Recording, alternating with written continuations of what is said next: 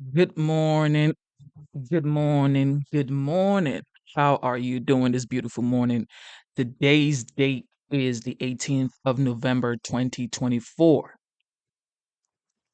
Guys, the year is coming to an end. It is next month is going to be the last month. And yes, this month is almost over. God is great. God is good. Good morning, guys. Currently it is 9:44 a.m. What's going on, guys? What is going on? Man, I missed y'all. I haven't been here for 2 days. Yes, y'all, I have not been here for 2 days. I had to handle some business. But God is wonderful, man. God is great. Yes, the title for this morning is A New Week Full of Possibilities. Shout out to Dennis. Good morning, Dennis. Um, God is great. That's all I can tell y'all, man. Like I always say, never give up on your dreams, never give up on God, never give up on yourself. Okay? Yes, we are back here this morning. It is Monday, Monday, Monday. Yes, y'all. God is great. And if you see on the live stream, apparently told y'all God is great. We are now able to keep or we are now able to give super likes or super chat or super what you call it super stickers, super chat, super let me see, 'cause I'm new to this. Okay, so I don't really know how this works like that.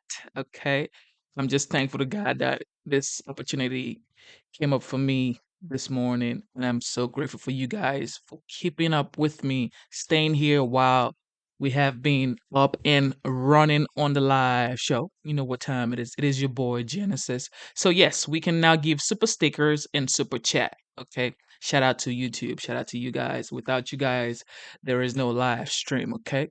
All right. So I am back this beautiful day. Yes, y'all. Shout out to Danny. She says the code she lives by is never give up. That's right. Never ever give up. Just like the 47th. He never gave up. And look at him today. He is the 47th president elect. All right, guys. We are going to roll up in and go into the live stream.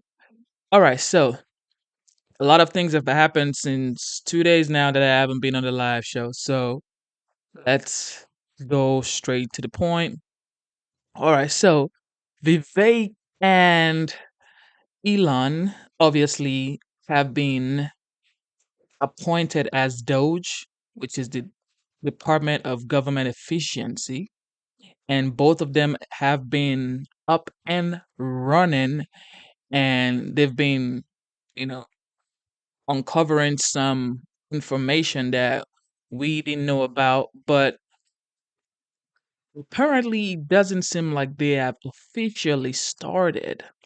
But it says here, Trump, Musk, and Ramaswamy, obviously Elon Musk and Vivek Ramaswamy, are going to be saving a lot of money and making our country stronger and better. All right, let's get Be it. saving a lot of money and making our country stronger and better. And they'll be coming out with individual reports, but a big one toward the end. And you put those two together, it's going to be really great. Jimmy. And that is President-elect Trump and on Elon Musk and Vivek Ramaswamy leading the newly created Department of Government Efficiency, or DOGE, to identify and cut wasteful spending of taxpayer money within the federal government. As America stares over a fiscal cliff due to the $7 trillion in new spending by the Biden-Harris administration, which sent inflation up better than 20%. The national debt now standing at $36 trillion, with interest on the debt alone approaching $1 trillion. Joining me now in this Sunday Morning Futures exclusive is the co-leader of that department, the Department of Government Efficiency, Vivek Ramaswamy, with me this morning. Great to see you. It's good to see you, Maria. Thank you so much for joining us. Happy to have you here on set. I want to get your take on how this begins. Sure. What are you looking to cut, right? from the beginning. So first is we want to go right in through executive action to do the failures of the executive branch that need to be addressed. Because the dirty little secret right now, Maria, is the people we elect to run the government, they're not the ones who actually run the government. It's the unelected bureaucrats in the administrative state. That was created through executive action. It's going to be fixed through executive action. Think about the Supreme Court's environment over the last several years. They've held that many of those regulations are unconstitutional at a large scale. Rescind those regulations, pull those regs back, and then that gives us the industrial logic to then downsize the size of that administrative state. And the beauty of all of this is that can be achieved just through executive action without Congress. Score some early wins, and then you look at those bigger portions of the federal budget that need to be addressed one by one. So I think that's one way to think about this is how can the president of the United States, who's been elected with a historic mandate, actually do the thing that the voters have voted for. They haven't voted for incremental change here this time, Maria. We have voted for sweeping change, and the voters actually deserve to get it. And we're focused on how to do that as early and as quickly as possible. So President-elect Trump just said on that soundbite that you're going to make recommendations. So you're going to make recommendations in terms of where to cut after all that you've just said. Then what? Look, we're not going to be cutting ribbons. We're going to be cutting costs. And so those recommendations are going to be on a real-time basis. But I do want to take a big step back and understand, for people to understand the scope of this problem. Over $500 billion that's spent every year right now was not even authorized by Congress in the first place. The Pentagon has just failed its seventh consecutive audit, nearly $1 trillion of budget. They can't even tell you where it goes.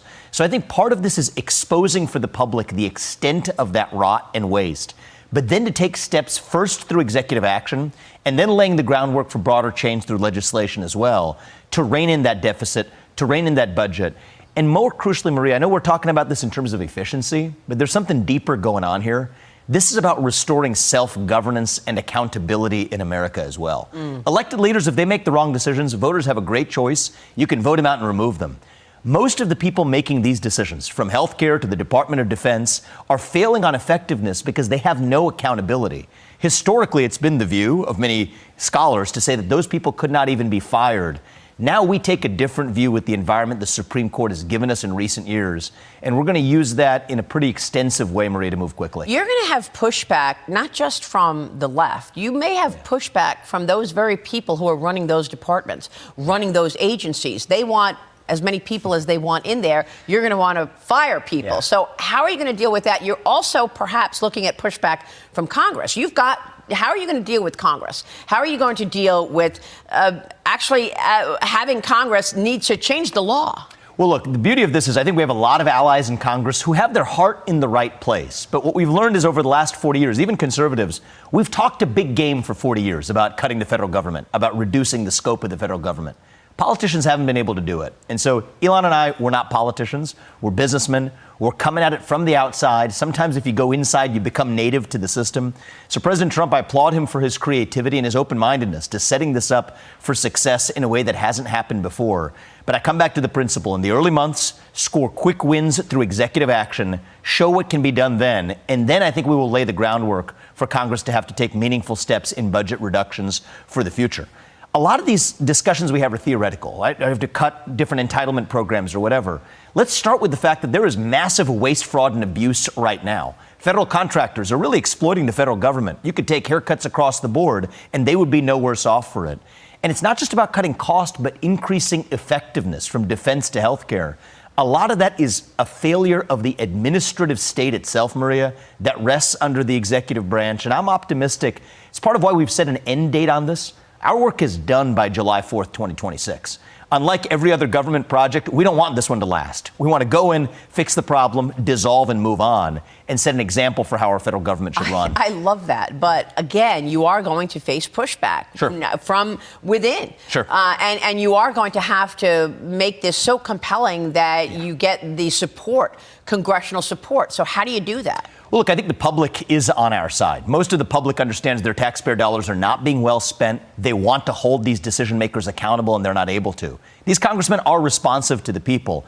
Many of them are quietly on our side as well. So I think the division of responsibilities, a lot of people who face two-year election cycles in political Congress, they end up looking at what's happening tomorrow We're looking at the next 250 years. We want to give them credit for doing the right thing. Elon and I aren't in this for the credit, but I think we're going to build the consensus to make the kind of deep cuts that haven't been made for most of our history. Are you expecting to close down entire agencies, like President Trump has talked about the Department of Education, for example? Are you going to be closing down departments? We expect mass reductions. We expect certain agencies to be deleted outright. We expect mass reductions in force in areas of the federal government that are bloated. We expect massive cuts among federal contractors and others who are overbilling the federal government. So, yes, we expect all of the above. And I think people will be surprised by, how quickly we're able to move with some of those changes, given the legal backdrop the Supreme Court has given us. You've got what has been called a deep state. You've got people who have been career bureaucrats in place right now. Didn't President Biden put in plans to ensure that you're not going to be able to fire those people at all? How do you get around that?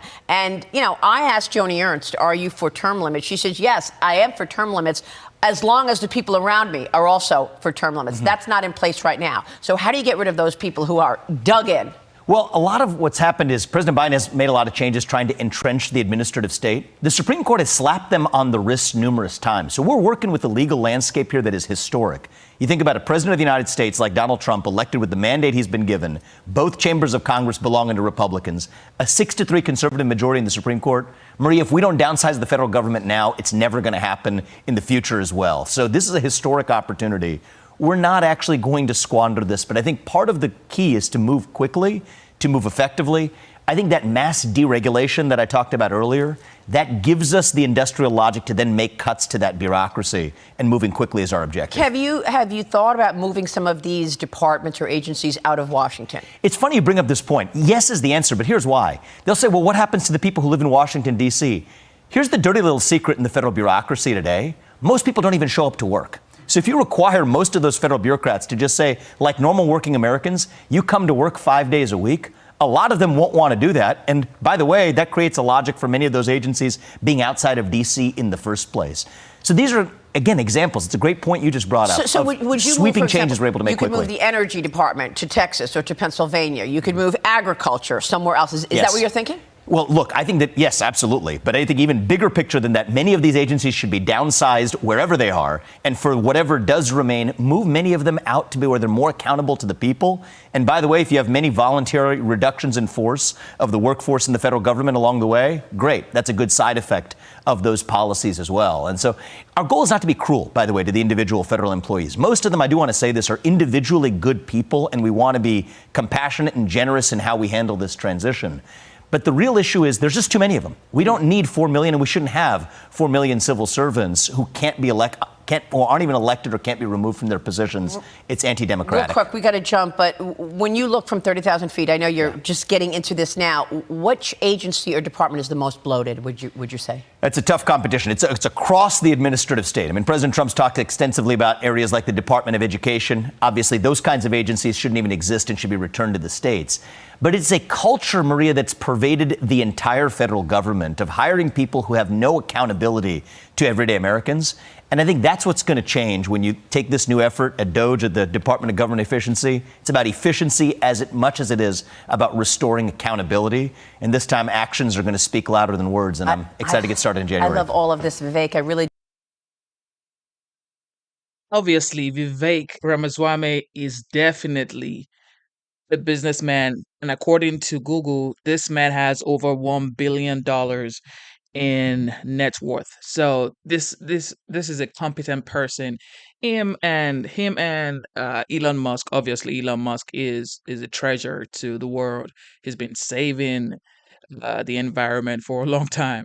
You know what I mean? So these are the two top men that I would say, you know what, these guys are really smart enough to do the job of being a Department of Government Efficiency. It just is what it is. What's going on with Pelosi right here? The Dems are reportedly fed up with Pelosi, according to Fox right here. What's going on? If you go right now to the New York Post website, the lead story is all about Nancy Pelosi. Miranda Devine has written a great op-ed.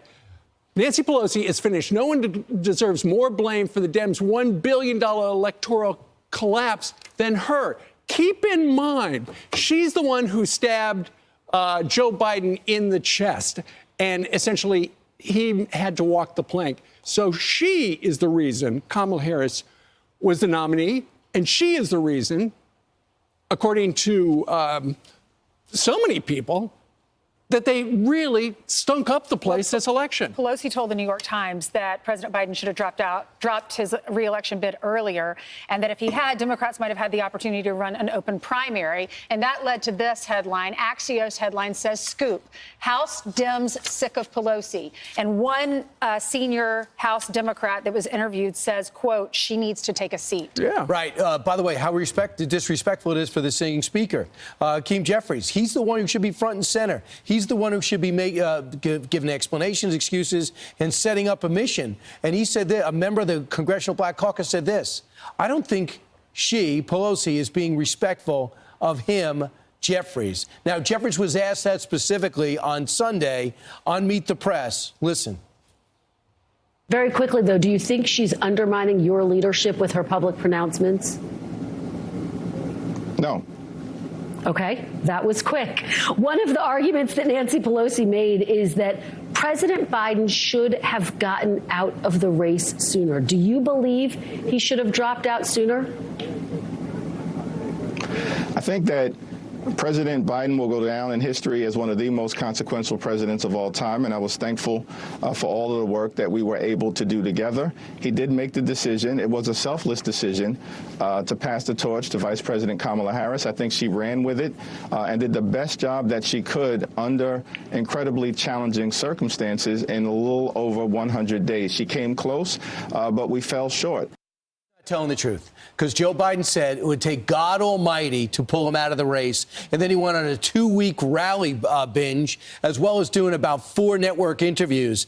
If Biden wanted to finish this out and was maybe not told the truth or lying about his own polls, but Nancy Pelosi said when the guys didn't step up, meaning Obama and Clinton, I had to go out and do it. And then they finished the job. Maybe it started with George Clooney, but he's not being honest. I know he's in a hard spot and they get along, but that's not being. I think the one thing that she did not figure out, she's the most overrated politician of our generation. Remember, this is the woman who classlessly tore up the State of the Union address that the whole world watches as if that was, and she couldn't do it, so she had to do it one at a time. So that's when she lost it. And she was asked in her own daughter's documentary, she said, I should have put more National Guard troops there on January 6th. She doesn't even bring that up again. Well, ultimately, Joe Biden has not been in good shape for a year and a half or 2 years.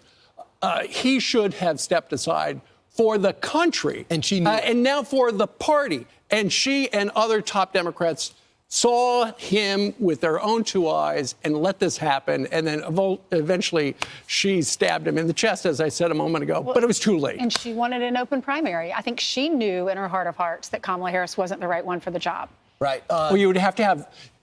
Joe would have had to back out long before to have an open primary. They wanted to have a jungle primary and have an old-fashioned convention. In 6 weeks. Where That's they put ridiculous. everyone's name in a hat. Yeah. And then they would have lost all the money that Joe Biden had. The only Correct. person that could keep that money Kamala. was the vice president. And she... Because her name was on the ticket. What I think has come out is that her goal was to make it an open primary. She had everything right until Joe Biden says, I'm endorsing the vice president. That stopped her plan in its tracks, and they were stuck with somebody with 32% approval rating who can't retain a staff and doesn't understand policy and is too lazy to read it. Exactly. I think he said, fine, Nancy, you're pushing me out. George Clooney, you're pushing me out. Barack Obama, you're pushing me out. Well, then I get to choose the candidate, and it's going to be my vice president. Right. And that's why... I mean, what do you guys think, though? I mean, Pelosi is definitely a very influential figure in, the Democratic Party. But I don't know, especially now that the 47th is Donald Trump, a lot of people are being skeptical. However, she's still Pelosi. She's still a very experienced politician in the Democratic Party. She's still influential regardless. You know what I mean? It is what it is. Okay, so what is going on? Is Trump really serious about this Department of Education situation? Because some parents are saying, put back the power in our hands. That's what some parents are saying. They're saying put parent back in the driver's seat. Let's see what's going on here. Incoming Department of Government Efficiency Co-Chief Vivek Ramaswamy says the Trump administration plans deep cuts in government spending, including the Department of Education. We expect mass reductions. We expect certain agencies to be deleted outright. We expect mass reductions in force in areas of the federal government that are bloated. We expect massive cuts among federal contractors and others who are overbilling the federal government. This with a standard of education in focus. According to an international study published in 2022, the U.S. ranked 9th in reading, 34th in math, and 16th in science out of 81 countries in subnational education systems. Tiffany Justice is the co-founder of Moms for Liberty, and she joins me now. Tiffany, good morning to you. So, bit of a unique situation here because insiders have floated your name as a possibility to lead the Department of Education. But at the same time, on many occasions, Donald Trump has said he wants to scrap the agency altogether, give education back to the states. So where are you on that? Getting rid of the Department of Education, a department that some feel you could lead? Well, first of all, parents are the #1 driver of student success. Since I've been coming on Fox for the past 4 years talking about how parents were put in the back seat when it came to their kids' education, we need to put them in the driver's seat. And I know that President Trump believes that too.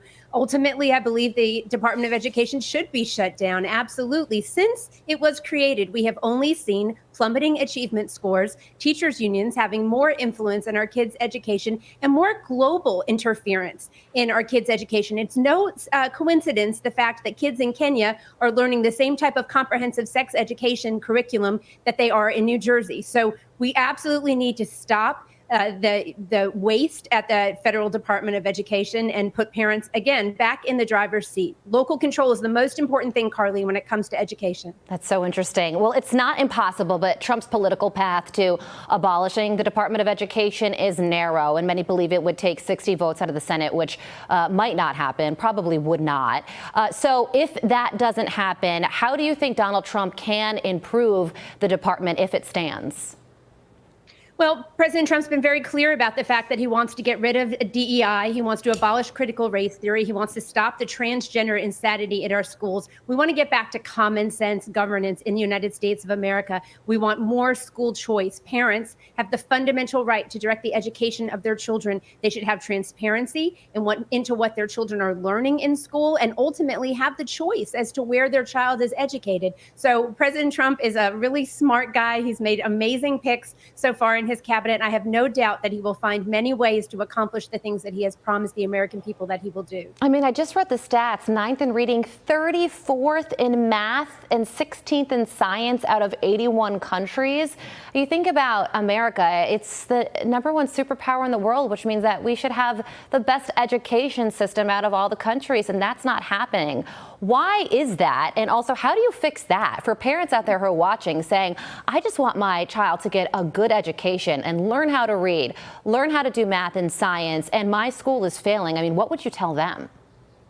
Parent involvement is the #1 driver of student success. Nothing the government can do can replace an active and involved parent in their children's lives. However, you are right. Only a third of kids are reading on grade level in America's public schools, and about 80% of the kids that come into contact with the juvenile justice system are functionally illiterate. We are relegating these kids to a life of struggle and crime when we do not teach children how to read. So it's back to the basics, Carly, when it comes to education. If we did nothing else in our elementary schools in America, we should be teaching children how to read. Okay, so you said that you wanted the Department of Education abolished, but if that doesn't happen and you are asked to be the secretary of it, would you say yes? Oh, I think President Trump has a mandate from the American people to shrink the size of the federal government and to put the American people first. So I know he stands for parental rights, and I would do anything I could to help him to defend our parental rights at every level of government. Tiffany Justice, thank you. This is the fundamentals. I got a 5-year-old daughter, and this is the thing. I'm like, yo, my daughter has to be able to read. So this week she's going for evaluation. She knows how to write, but reading is very important for kids because it's like if you don't teach kids how to read, and people are like, well, I don't want to homeschool my child. I have been homeschooling my daughter since she was like 2 years old. Like teaching them how to write, things that are wrong, how to pronounce words. I've been doing that for a long time, but now it's time for her to, learn even further. So I'm taking her to professionals to teach her how to read. Because when a child can read, it is just legendary. Okay. When you teach a child how to read, you've basically, for me, in my opinion, you've basically taught them how to speak eloquently. You know what I mean? Articulately. Because when you can read, you can speak. In my opinion, that's what I think and that's what I believe. Now, for parents being in charge of their kids' education, I 100% believe that because this is what I believe. Anybody can think differently, but this is what I truly believe because I want to be able to be in charge of my child's education. Now, if he says, which is the 47th president elect, if he says he wants to, abolish the educational department of education, a lot of people are going to oppose to him, but personally, I think I personally think parents should be in charge of their kids' education. There should be school choice. This is my belief. Okay, this is just my belief. All right, what's going on here? They're saying that the Pentagon fails seventh audit in a row, and they're unable to account for nearly $830 billion budget. This is what they're saying here on Fox Business Live. What is going on here? The Pentagon failing 7 audit in a row. What is going on? Welcome back. President-elect Trump making more key cabinet appointments over the weekend, naming oil executive Chris Wright for Energy Secretary, Brendan Carr to lead the Federal Communications Commission. Donald Trump Jr. joined me on Sunday Morning Futures yesterday talking about his father's cabinet picks. Watch this. Matt Gaetz has certainly sparked lots of conversation, as has Pete Hegseth and RFK Jr. Do you expect Matt Gaetz to face pushback? I think a lot of them are going to face pushback for the same reasons. Again, they are going to be actual disruptors. That's what the American people want. But Washington, D.C. doesn't want that. So there's going to be pushback. There's going to be a lot of money spent. It will all be artificial, but that doesn't mean we won't have to deal with it because that's how Washington, D.C. works. Joining me now is South Carolina Congresswoman Nancy Mace, a member of the House Oversight, Armed Services, and Veterans Affairs Committees. Congresswoman, good to see you. Thank you so much for being here this morning. What do you make of these picks? Do you think Matt Gaetz gets confirmed? Well, I think that I support all of Donald Trump's picks, including Matt Gaetz. This is a disruptor, just like some of the other picks that Trump is looking at. I think that the public scrutiny, he'll be able to answer questions when there is a Senate confirmation. But this was a mandate by the American people. He won the majority of the popular vote. He won all 7 swing states. And we're seeing people celebrate still today, 2 weeks later, his victory. Yeah, well, for sure. I guess the confirmation hearings will begin early January. And then we will, of course, see them take place throughout the inauguration, January 20th. The Pentagon, meanwhile, failing its 7th audit in a row, Congresswoman. They're unable to account for nearly $830 billion budget. I mean, let me just say that again. They are unable to account for an $830 billion budget. This is insanity. The Undersecretary of Defense, Comptroller, claims that the department is making progress toward a clean audit in 2028. I want to get your take on what the heck is going on at the Pentagon as we first hear from co-leader of the incoming Department of Government Efficiency, DOGE, Vivek Ramaswamy, joined me yesterday. Watch. You expecting to close down entire agencies like President Trump has talked about the Department of Education, for example? Are you going to be closing down departments? We expect mass reductions. We expect certain agencies to be deleted outright. We expect mass reductions in force in areas of the federal government that are bloated. We expect massive cuts among federal contractors and others who are overbilling the federal government. So, yes, we expect all of the above. And I think people will be surprised by, how quickly we're able to move with some of those changes, given the legal backdrop the Supreme Court has given us. So, Congressman, I want you to take on these two issues. First of all, the Pentagon and these failed audits. Where's the $830 billion? Right. Well, the Pentagon has never actually passed an audit. Can you imagine the average American when the IRS comes in and they fail audit after audit? They'd face massive fines or charges from the IRS. And, they need to be accounted for every single dollar, every penny. And do you think that's going to change? I mean, Pete Hegseth coming into the Department of Defense could obviously represent real change here. But what's the problem? Why can't they pass an audit? The problem is no one's ever held accountable. No one's ever fired when they can't find the money or when there's massive fraud or waste. These bureaucrats have been running the country for decades, and it's not working. And so Donald Trump, I see, he's not a threat to democracy. He is absolutely a threat to the bureaucracy that's been in D.C. for decades. And this can't come fast enough. This should be a use it or lose it type of theme when the new administration and these disruptors come in. There's so much that we can change and be far more efficient. We shouldn't be spending millions of dollars in Russia, for example, to train cats on treadmills. That's the kind of thing your U.S. tax dollars has been paying for, including puppy parts and wet markets in China. We don't need to be doing that. There's so much waste across the board. It's unbelievable. But I mean, look, I'm sorry, but you and your colleagues are the stewards of this, right? You're supposed to be representing the people. So what? It's gone off the rails. If we've got all of this money that's being appropriated and it's actually nonsense. I agree with you, Maria, which is why I always vote against these spending bills, the massive omnibuses and continuing resolutions that continue the drunken spending for years. I voted against every single measure because I'm not going to go along to play along. I don't have friends in Washington. I'm not there to make friends. I'm there to work for the American people. Okay, well, we're going to be watching your work because something's got to give here. We can't keep saying, well, we can't find the money. Oh, we wasted more money. It's outrageous. And the good news is that the American people are now onto it. Meanwhile, President Biden authorized Ukraine to use U.S.-provided long-range weapons to strike deep inside of Russia. It's the first time that this has happened, just weeks before President-elect Trump returns to the White House. So now he's actually moving. The Kremlin responding this morning saying this would escalate the war. Donald Trump Jr. posted this on X saying this: the military-industrial complex seems to want to make sure they get World War III going before my father has a chance to create peace and save lives. Congresswoman, your reaction?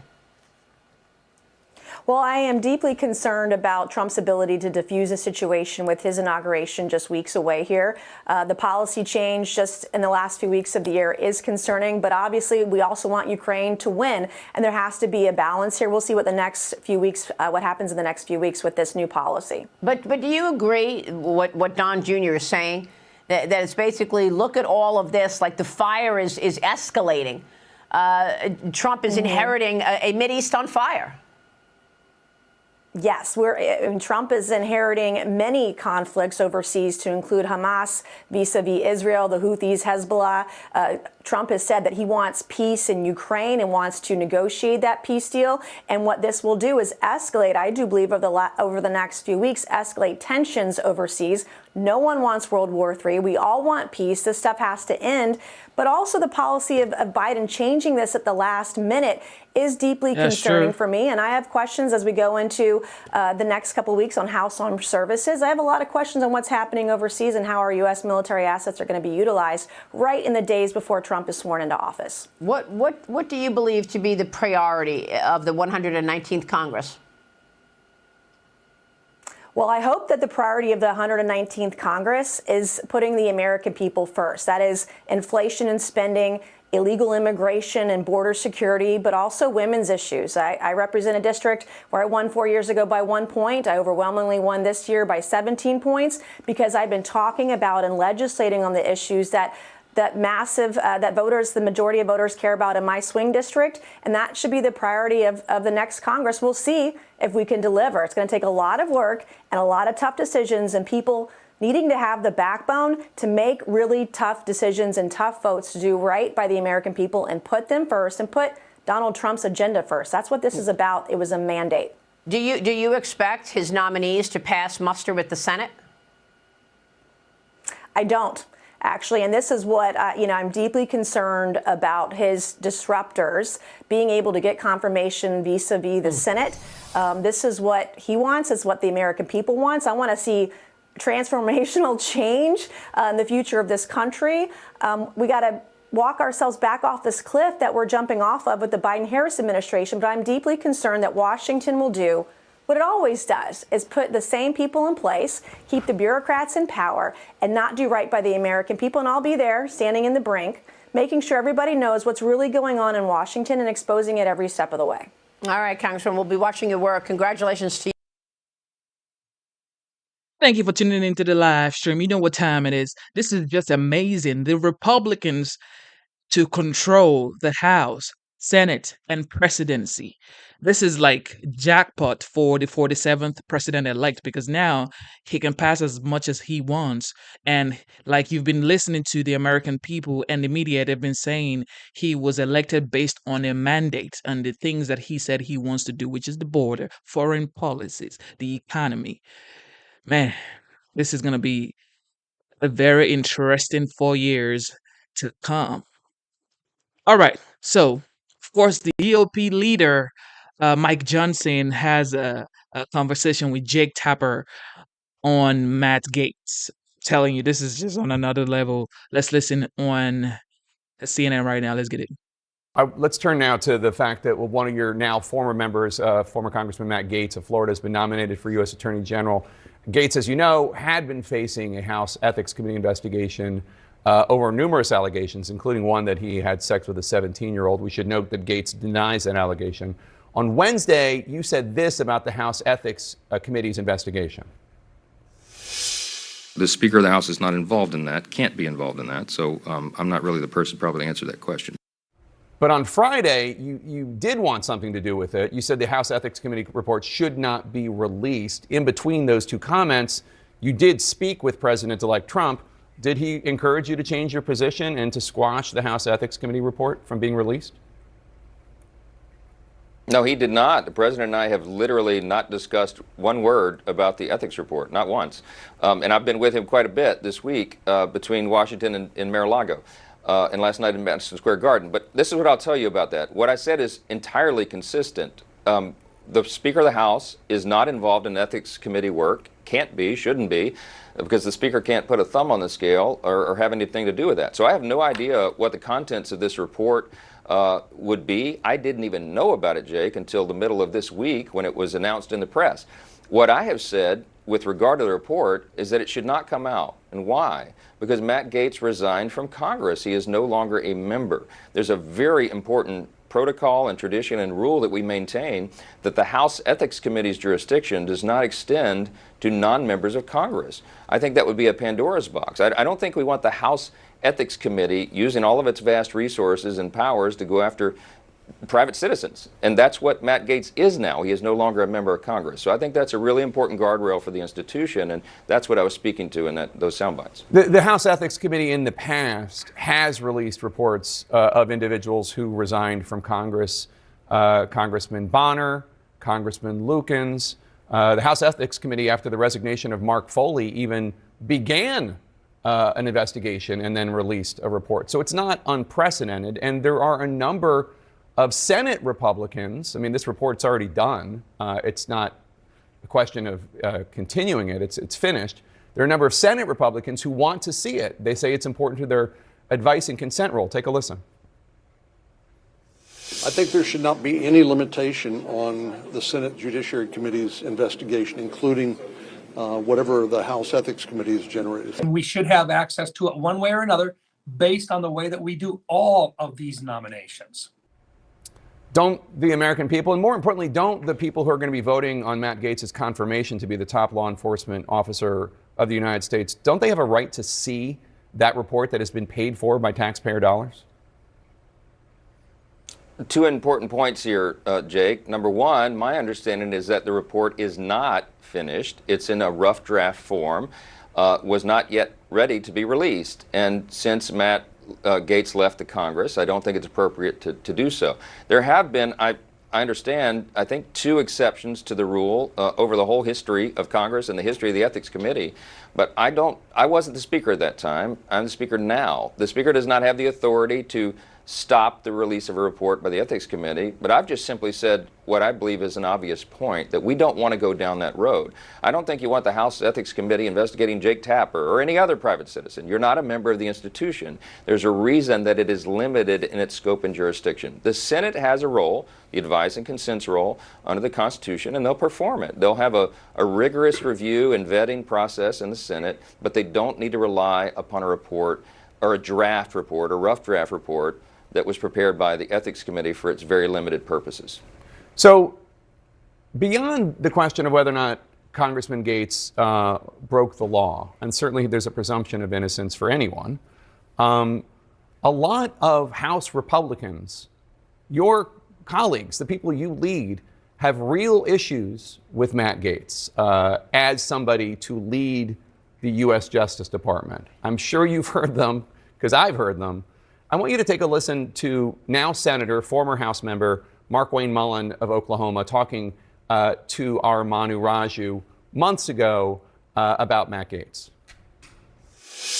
He was accused of sleeping with an underage girl. And there's a reason why no one in the conference came and defended him, because we had all seen the videos he was showing on the House floor that all of us had walked away of the girls that he had slept with. He'd brag about how he would crush ED medicine and chase it with an energy drink so he could go all night. So just to take a step back, because you and I have known each other for a long time. You're a man of faith, you're a man of God, you're a man of family. With some of these nominees, Gaetz, Hegseth, RFK Jr., I wonder, does it matter anymore for Republicans to think of leaders as people who are moral in their personal lives? Is that still important to the Republican Party? Sure. It's an important issue for anyone in leadership. This is what I'll say about the nominees that the president has put forward, is that they are persons who will shake up the status quo. And I think what the American people have believe and what they've delivered with the mandate in this election is a demand that we shake up the status quo. It's not working for the American people. So use the term in the opening about how these are disruptors. They are. I think that's by design. Any president has the right to name their own cabinet, to nominate persons that they think will fulfill their agenda. And the people that are on this list will do that. They will go into the agencies that they're being asked to lead, and they will reform them. These agencies need reform. And I think the vast majority of the American people understand that. You can't have status quo appointments in a moment like this. I'm really excited about the days ahead. I think the America First policies will deliver for the American people. I think we're going to have a warm embrace of all the new folks who came into the Republican Party in this election cycle, the demographic shifts that we saw that were historic, because we have a chance now to demonstrate for them that our policies, our conservative constitutional policies, common sense policies, are best for them as individuals and families and communities and states and the nation as a whole. So exciting days ahead. It is a new day in America. These individuals will help deliver that, and I think the Senate needs to do its job and get them appointed so that the President Donald J. Trump and J.D. Vance can begin that administration and run with it on day one. All right, Speaker Johnson, good to see you, sir. Thanks for being with us. One thing we got to agree on is Mike Johnson is articulate, convincing, smart, cool, collected. He just knows how to do it, man. Okay, what is you guys watch this because shoot.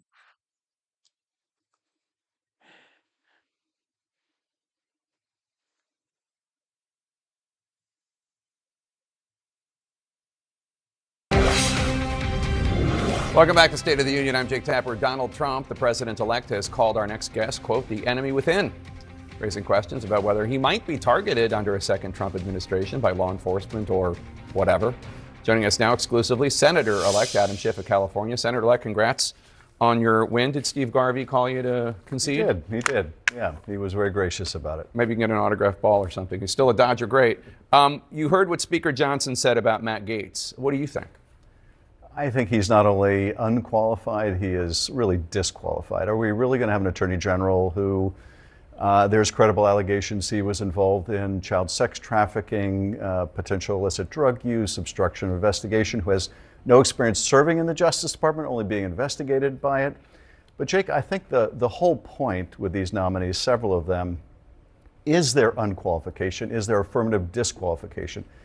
That's Trump's point, because what he wants to do with these nominees is establish that the Congress of the United States will not stand up to him with anything. If they will confirm Matt Gaetz, they will do anything he wants. I mean, look how the Speaker had to tie himself in knots.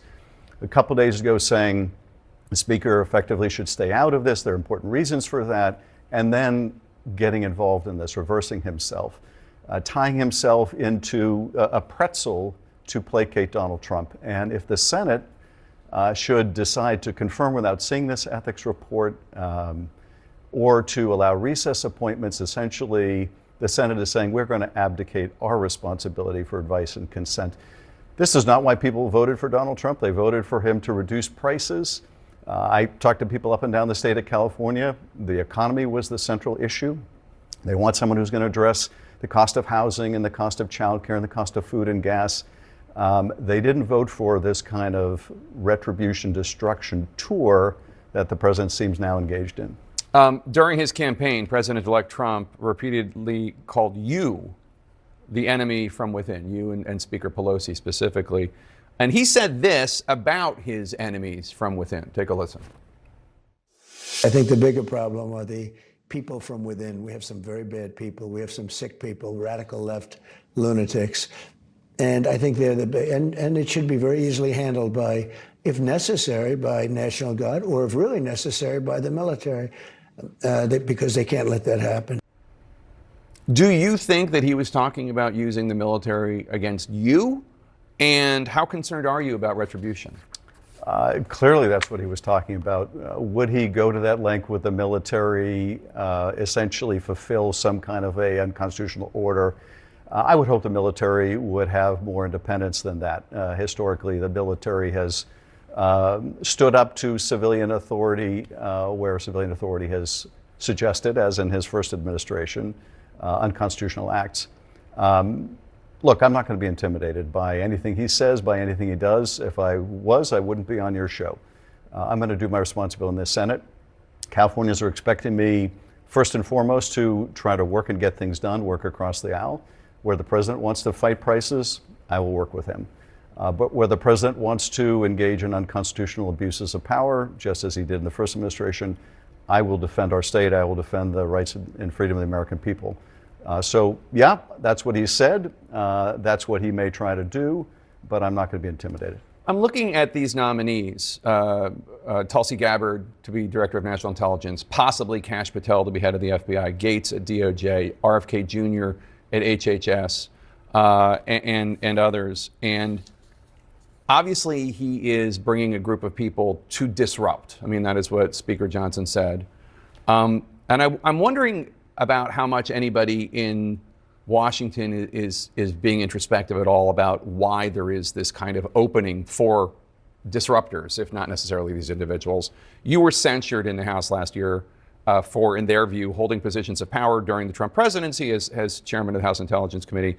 And according to them, quote, abusing this trust by saying there was evidence of collusion between Trump's campaign and Russia.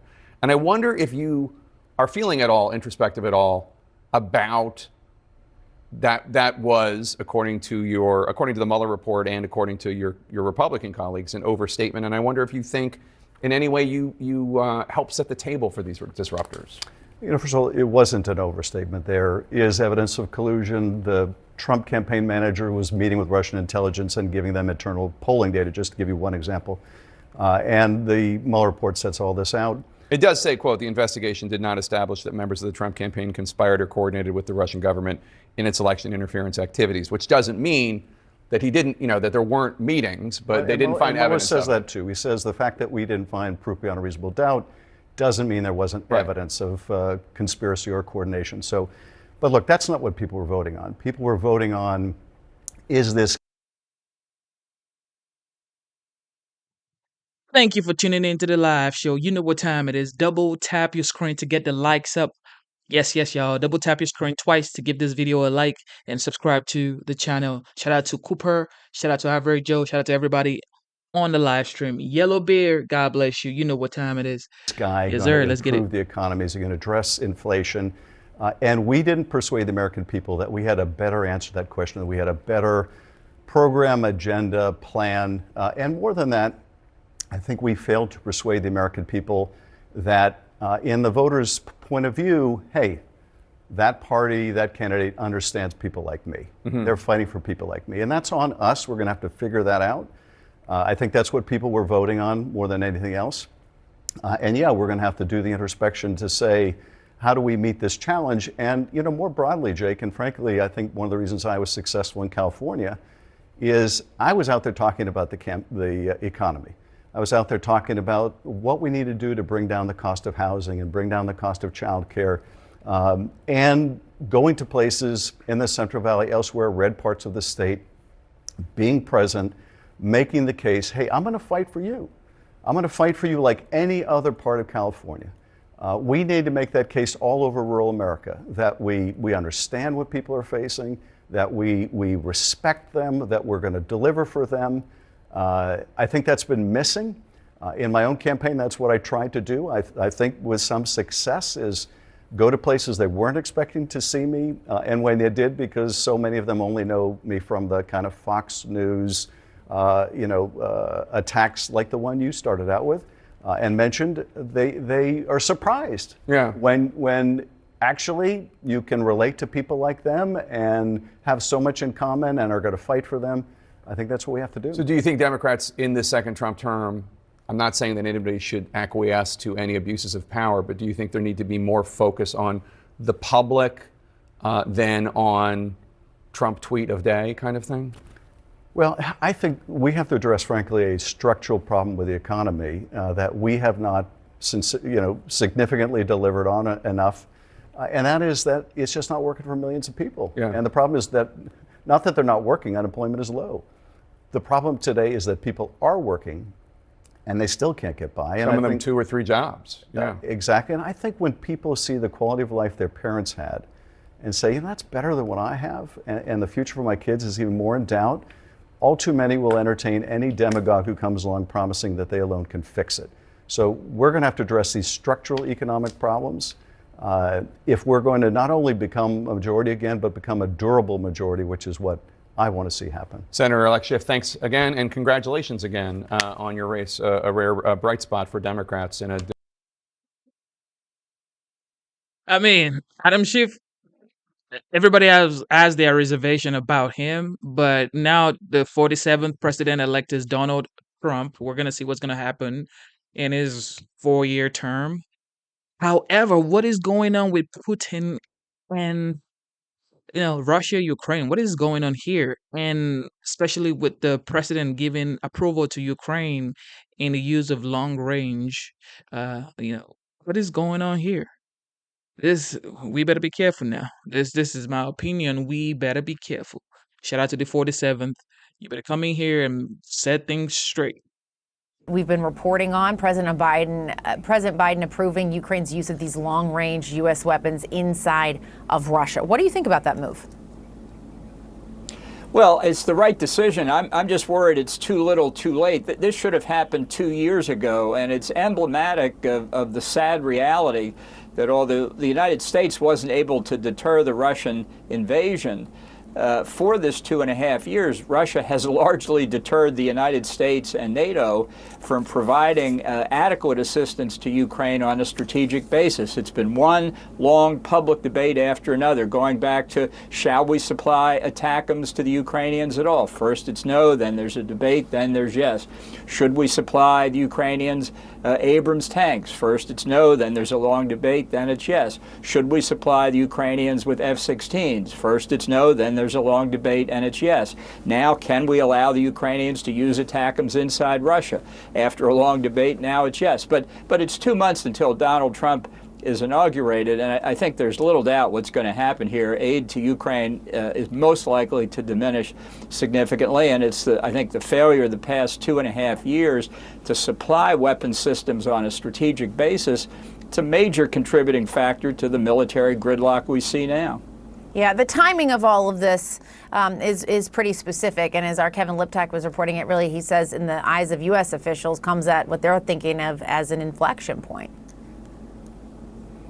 Well, the inflection point was the American election. There could have been an inflection point 2 years ago if the Biden administration, after completely bumbling the initial Russian attack, remember, the intelligence assessment or the political conclusion about the intelligence was, and briefed to Congress days after the Russian attack, that Kyiv would fall in a matter of days and the whole country would fall in a matter of weeks. That was one argument that persuaded the Biden administration not to put more weapons assistance into Ukraine even before the Russian invasion in February of 2022.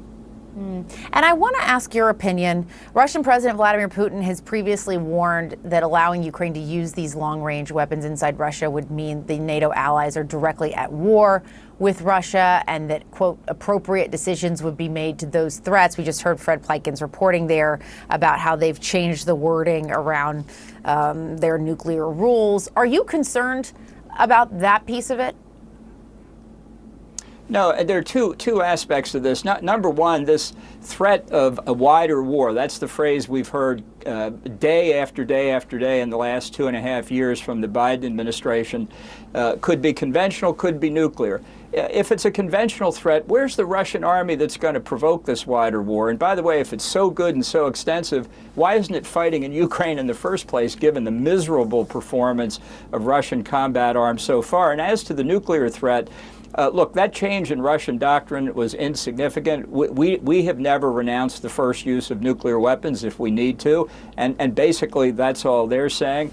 We have testimony from the heads of U.S. intelligence agencies in public sessions that despite multiple rattlings of the nuclear saber by Putin and others, there's never been a redeployment of Russian nuclear forces. I'm not saying you don't take it seriously, but if Putin can outbluff us, he gets what he wants for free. I want to move on and talk a little bit more broadly about the incoming Trump administration. And you note that that's happening very soon, and then that will change not only the positioning likely in Ukraine, but more broadly a lot of foreign policy. I want to talk first about who the president-elect has selected for his director of national intelligence, former Congresswoman Tulsi Gabbard. You have described her as a national security threat. What do you think, just having now had that information kind of set in and seeing that he is confident in pushing her forward, what do you think generally about that pick, if we can just get a little more thought on that? And then also, too, what might that mean for the war in Ukraine, where she has been known to spout some Russian propaganda? Well, I think in the transition period, there's always a lot of blue smoke and mirrors from the incoming administration. This is a very serious mistake if Tulsi Gabbard is allowed to take over as Director of National Intelligence. To begin with, she has zero experience dealing with the intelligence community, and that position was set up by Congress, mistakenly in my view, but they set it up to coordinate all intelligence agencies within the government. She doesn't have the slightest idea what the job involves. As a member of Congress, she got intelligence briefings that she often said she didn't believe. I don't think she has any basis on which to manage this huge and critically important function of the federal government. And number two, she has over the years spouted delusional beliefs about events in Syria, about events in Iran, about Russian policy, that her own fellow members of Congress have said amount to repeating Russian propaganda. She's not capable of doing it. Her judgment is non-existent, and the idea that somehow she would be put in charge of this critical function should be giving our adversaries in Moscow and Beijing a lot of relief. Do you expect the Senate Republicans to push back on this? Well, I certainly hope they should. The Gabbard and Gaetz are the two worst appointments. There are others that are in controversy, but those are the two worst. Just because Donald Trump won a fairly narrow majority, maybe less than 2 percentage points, and an electoral college victory, all of 6 electoral college votes bigger than his 2016 win, is no excuse for the Senate to abandon its constitutional function. And I think there will be enough Republicans, maybe not a majority, but enough to block these nominations. And if they're not, we're in deep trouble. Yeah, and you bring up Matt Gaetz. I did want to ask you about that. You've called him the worst nomination in American history. Elon Musk responded to you on X, calling you a, quote, dumb warmonger, saying your opposition to this pick is a good sign. I want to let you respond to that. I also want to get your thoughts on the role that Elon Musk is playing in this incoming administration. Well, I don't particularly care about Elon Musk's opinion. He has no notion what the qualifications for Attorney General are, and I think somebody with Matt Gaetz's characters is a person that I'm surprised anybody wants to associate with.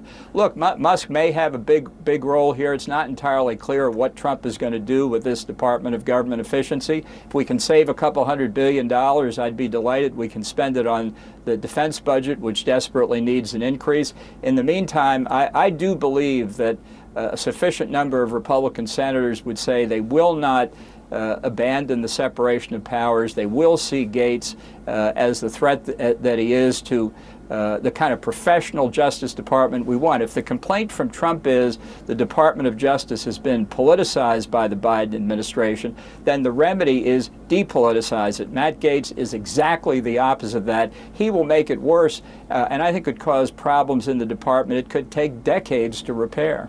And I know you've called for the FBI to investigate both Gabbard and Gaetz before any Senate confirmation hearings. We know that the Trump administration is looking to not do these FBI background investigations and checks before putting them up formally for their nominations. How do you think, again, just getting back at this, just what Senate Republicans might say about this? And do you think it's worth them really pushing back on this if they're not getting all of the information they need to properly vet these individuals? Yeah, look, these FBI background investigations are absolutely customary for all cabinet nominees and most of the senior appointments below the cabinet level. They're not singling out Gaetz or Gabbard to put them through this process. And particularly when you're talking about the top law enforcement official of the federal government, who has an enormous national security role, overseeing the FBI, overseeing counterintelligence, overseeing prosecutions by the National Security Division, as well as the law enforcement functions. We can't have somebody with the kinds of flaws it looks like Matt Gaetz has. And similarly with Tulsi Gabbard, the ultimate keeper of our secrets is somebody, if she can't get through an FBI full field investigation, who in his right mind can vote for her for that job? And we really have to go, but I do just want to ask you quickly. So many Americans say we don't trust the government. They want Trump to kind of rhetorically, burn it down, essentially. They don't want norms anymore. What do you say to them when it comes to this sort of thing? We don't want the norms. It's fine. Let them blow past what's normal here. Well, it's the proper functioning of the Justice Department serves everybody, and people have to say, if we burn it down here, this is like the quote from Thomas More in A Man for All Seasons, once you've flattened all the laws, who will protect you against the winds that will blow across this country?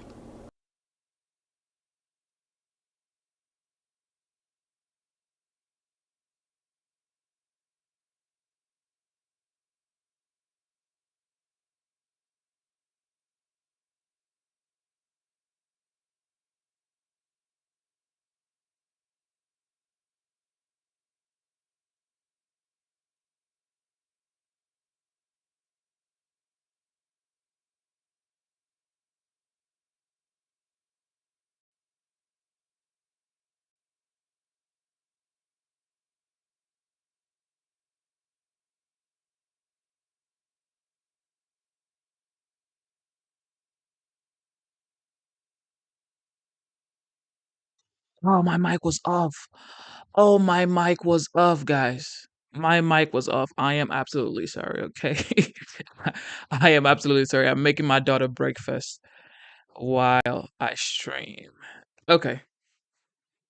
Thank you, thank you, thank you, thank you, thank you, thank you, thank you. Okay, so what we've heard from that guy right there, and talking about Tulsi Gabbard and talking about Matt Gaetz, he's saying these are the two worst pick.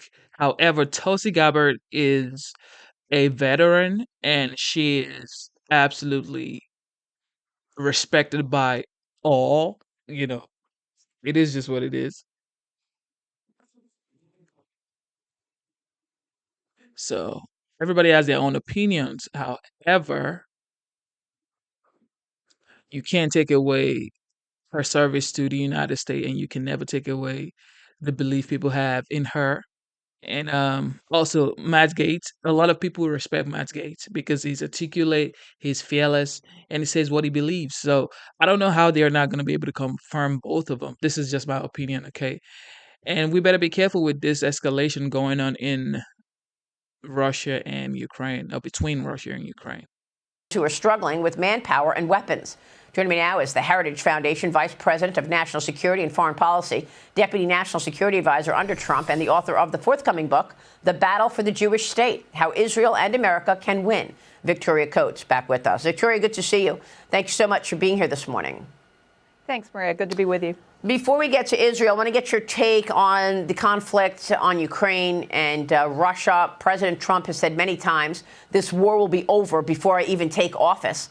And already you're seeing Russia, try to get Trump's attention, saying we want to reset. This was like sort of the messages coming from Russia. What are your thoughts on the latest upheaval yesterday with more fire emerging? No, it's a curious situation in Ukraine because President Biden, apparently taken aback by the some 10,000 North Korean troops that are being deployed to Russia right now, decided to allow Ukraine for the first time in 2.5 years to use ATACMS and HIMARS, long-range U.S. missiles, to strike at Russia. The question is, why is this a good idea now? Why wasn't it a good idea 2 years ago when Ukraine had the advantage? Now it looks like we're kind of drifting towards World War III, as the president-elect has said, and as Don Jr. said, in a weird incremental way. So, I don't necessarily object to this move because I don't think Russia's been very sensitive to Ukraine's borders. But I want to know why now, and are we concerned by a potential Russian escalation, even a nuclear escalation coming in retaliation? Well, I mean, would they do such a thing as Trump is readying to return to the White House? Well, I mean, hopefully not. I think that Putin has signaled he knows there's going to be the new sheriff in town that he's used to dealing with. And I think it's worth repeating that the one president over the last three under whom Ukraine was not invaded was President Trump. And right. So hopefully Putin will, stay in his box a little bit, knowing Trump is coming back, knowing that there's going to be a strong hand on the American tiller. But, you worry that if you take an action like this kind of responsively, almost defensively, it could lead to escalation. Sure. Meanwhile, President Biden is in Rio de Janeiro today for the start of the G20 summit. This comes after he attended the Asia-Pacific Economic Cooperation Summit over the weekend in Lima, Peru, where he held his final sit-down with Chinese President Xi Jinping. And Xi apparently told Biden that China is now ready to work with the incoming administration. He cautioned the U.S. once again to make the wise choice to keep relations stable. I guess he's hinting at he doesn't welcome the tariffs that are coming. At the summit, though, Biden was awkward. He stood in the back corner of the APEC family photo. Look at this photo. We've got Biden all the way in the back. And who's in the front? Front and center, Xi Jinping. There's Biden all the way to the right, Xi Jinping front and center in the front line. The world leaders were ordered alphabetically, we're told, by country, but past APEC photos show the U.S. president, President Trump, and President Biden in the center spot. I'll never forget that famous move of President Trump when he elbowed his way all the way to the front of the spot, and the U.S. was prominently displayed, the U.S. president right there. Not so in this most recent photo. Victoria, your thoughts? No, this was really unfortunate. And certainly the president-elect, if he understands anything, it's optics. And he knows that the United States should always be first. They don't do these things by height. It's ridiculous. And so, it was such a display of weakness by Biden. The optics of the whole visit were terrible. Xi unveiled a $1.6 billion deep water port that China's just invested in Lima, giving them a massive naval asset in the Western Hemisphere. Meanwhile, Secretary Blinken comes out and announces we're investing in some kind of regional railroad, which does absolutely nothing to advance our interests. So, this is kind of the coup de grace of 4 years of Biden-Harris weakness on China, Fortunately, as President Trump comes back in, as you said, China fears these tariffs. They're in a bad economic situation themselves. And I think President Trump wants to get along with them. He said, I don't want a war with China. I want them to do well, but not if they're, being very predatory, and especially if they're being very, very active in our hemisphere, which is something I don't think he'll tolerate. Yeah, that's exactly right. Trump has said that many times. And there's a piece in the FT this morning, Victoria. The Financial Times writes this: if China's statistics can't be scrutinized, doubts about the economy will only grow. In other words, people do not believe this fantasy of China growing 5 and 6 and 7%. One analyst, Logan Wright of the Rhodium Group, estimated that 2023 Chinese growth is actually around 1.5%. So, we don't know about these numbers coming out of communist China. And then there's Iran reportedly offering a written assurance to the Biden administration that it would not try to kill President-elect Trump. According to the Wall Street Journal, the Iranian message was, quote, delivered on October 14th. It came in response to a private written American warning sent to Tehran back in September. We were all wondering when the Biden administration was going to react to the fact that the Iranians have a fatwa on Trump's back. An Israeli strike on Beirut yesterday, also killing the spokesperson for Hezbollah, coming as the Iranian-backed terrorist group is reviewing a new U.S.-Israeli ceasefire proposal. Victoria, assess the situation between Iran and its proxies on Israel. No, I think we have a very, very dangerous situation with Iran here. And to the point that we were just discussing with China, China's bankrolling all of this, Maria. They're busily buying 1.75 million barrels of Iranian oil a day. So they're essentially being the bankers to all of this. And, Iran is increasingly aggressive in the region. They're not at all concerned about the Biden-Harris administration, but clearly they are concerned about President Trump. And as you said, they've had this plot to murder him since apparently the spring. And so what I would have liked to see out of the president was in June, when those plots were first revealed, a very strong public statement. I don't think we need to be playing post office with the mullahs. I think you just come out publicly and say, if you harm a hair on his head, you're going to be glass. This just simply won't be tolerated, rather than try to engage in some kind of diplomatic niceties over it. But I think, again, Iran is terrified of a strong U.S. president coming back in. That's right. Great. One thing is for sure, the president-elect was elected by the Electoral College and by the popular vote. This is why he is the 47th president-elect. So he has to be protected. This is my opinion. Nothing must happen to this man. He has to be protected, okay? Because he is the 47th president-elect. All right? That's just the case. So we don't want to go into all of this optics by these people. He has to be protected. He will resume office January. So, but of course, like he always says, only consequential candidate or consequential president are, will even go through any of this right here. It is what it is, man. He's already had attempts back in the days, twice when he was running for this office. Now he is the president-elect, and we're still having this conversation. No. None of this will come to fruition. God is going to protect him. That's for sure. God is going to protect this man 100%. Okay, so there are claims now that other companies are ready to move out of China, according to Fox Business. Is it because of the tariffs based on the 47th? Because he's been talking about tariffing everybody. He's been talking about huge tariffs. That's what Trump has been talking about. He has been talking about tariffs. Is this why people are moving? Is this why businesses are trying to move out of China? I would say yes. Joining me now, former Home Depot chairman and CEO is Bob Nardelli is here. Bob, great to see you this morning. Thank you so much for being here. We're excited to have you back. Let's start with this. Home Depot, your reaction to the numbers this morning. Well, I couldn't be happier, Maria. Thank you for having me on. Ted Decker, the chairman and CEO, just runs a really solid business with his team. I think that performance is proof positive of what he is doing there relative to, their market focus and customer centric.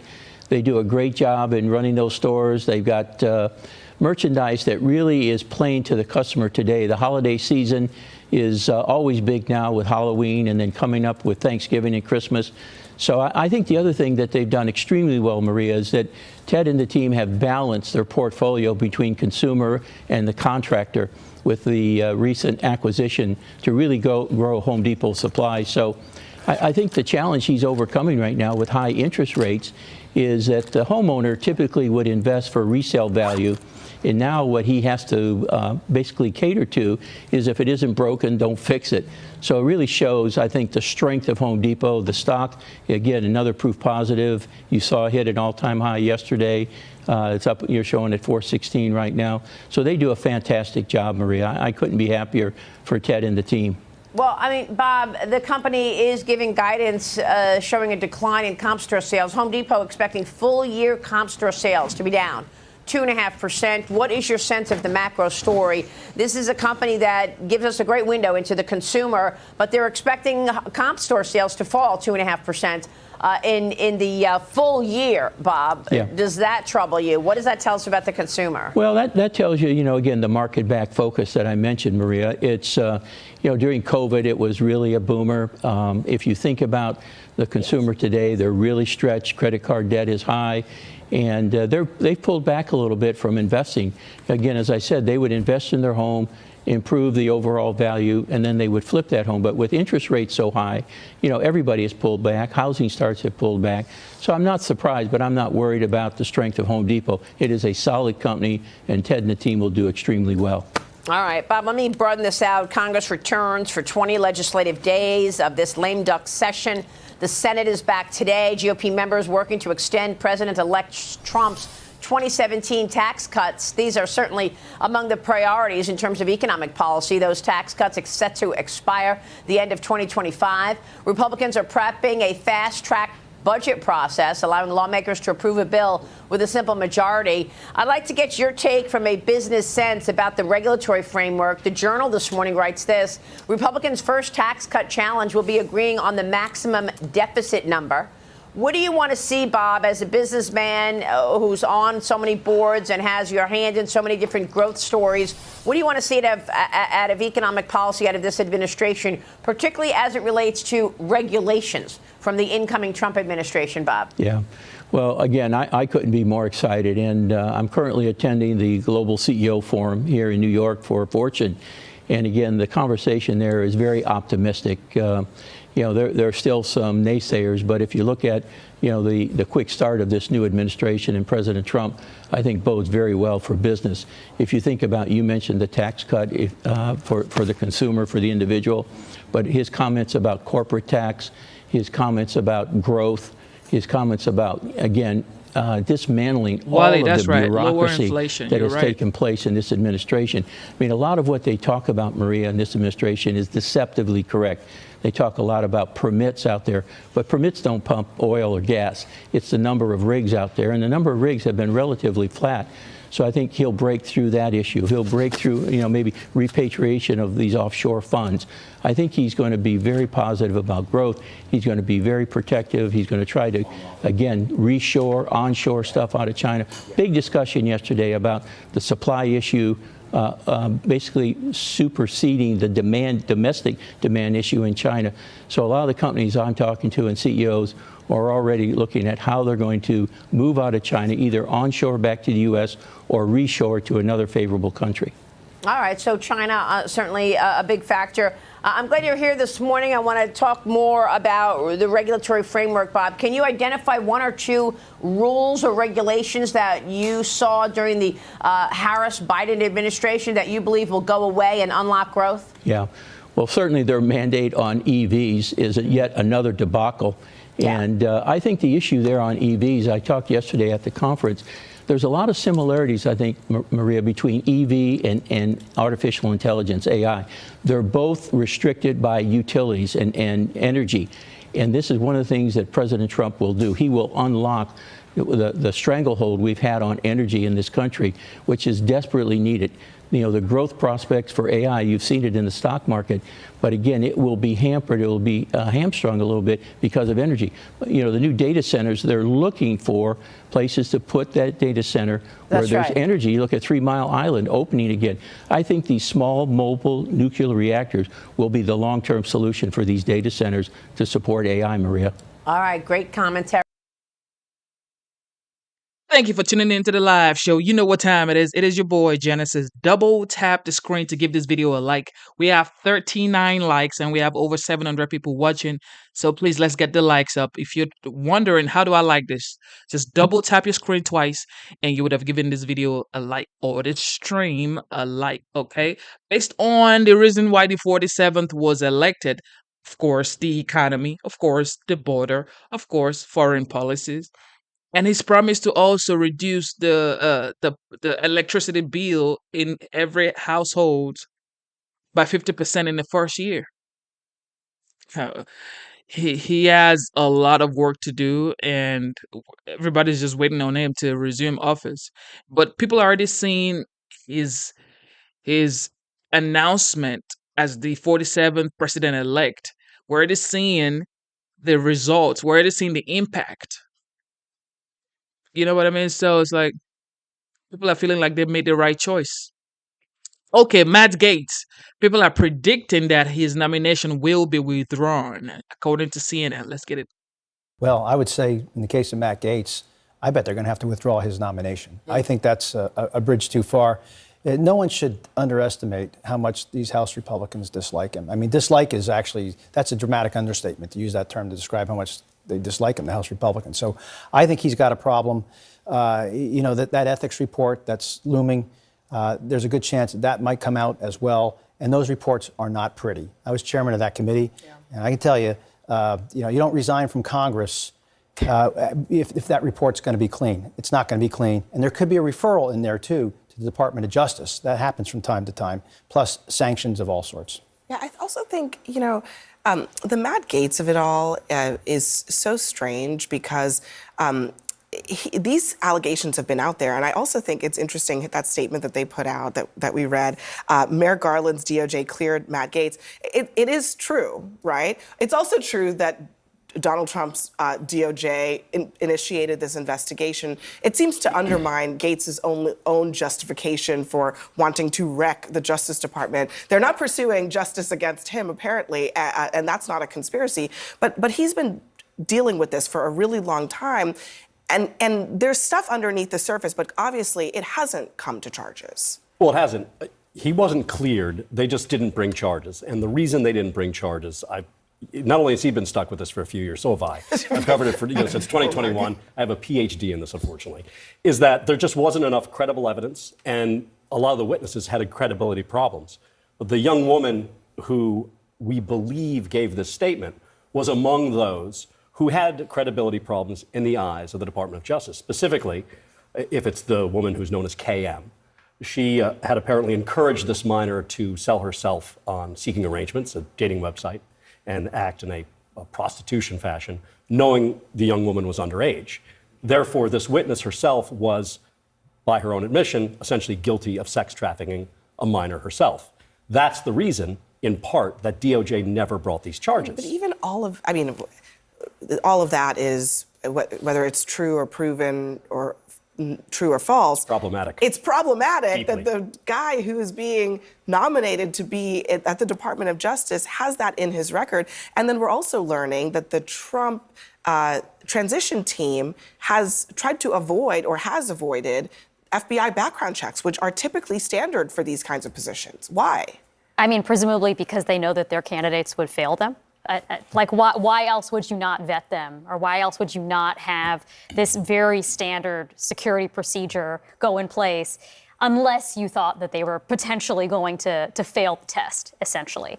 I mean, I think what's interesting here is that besides what we know or don't know about what Matt Gaetz may have done behind closed doors, and the allegations are quite disturbing, there's plenty of stuff he's done in public that I think should have disqualified him from this job, including bringing a Holocaust denier to the 2018 State of the Union, including palling around with the Proud Boys, a white supremacist group.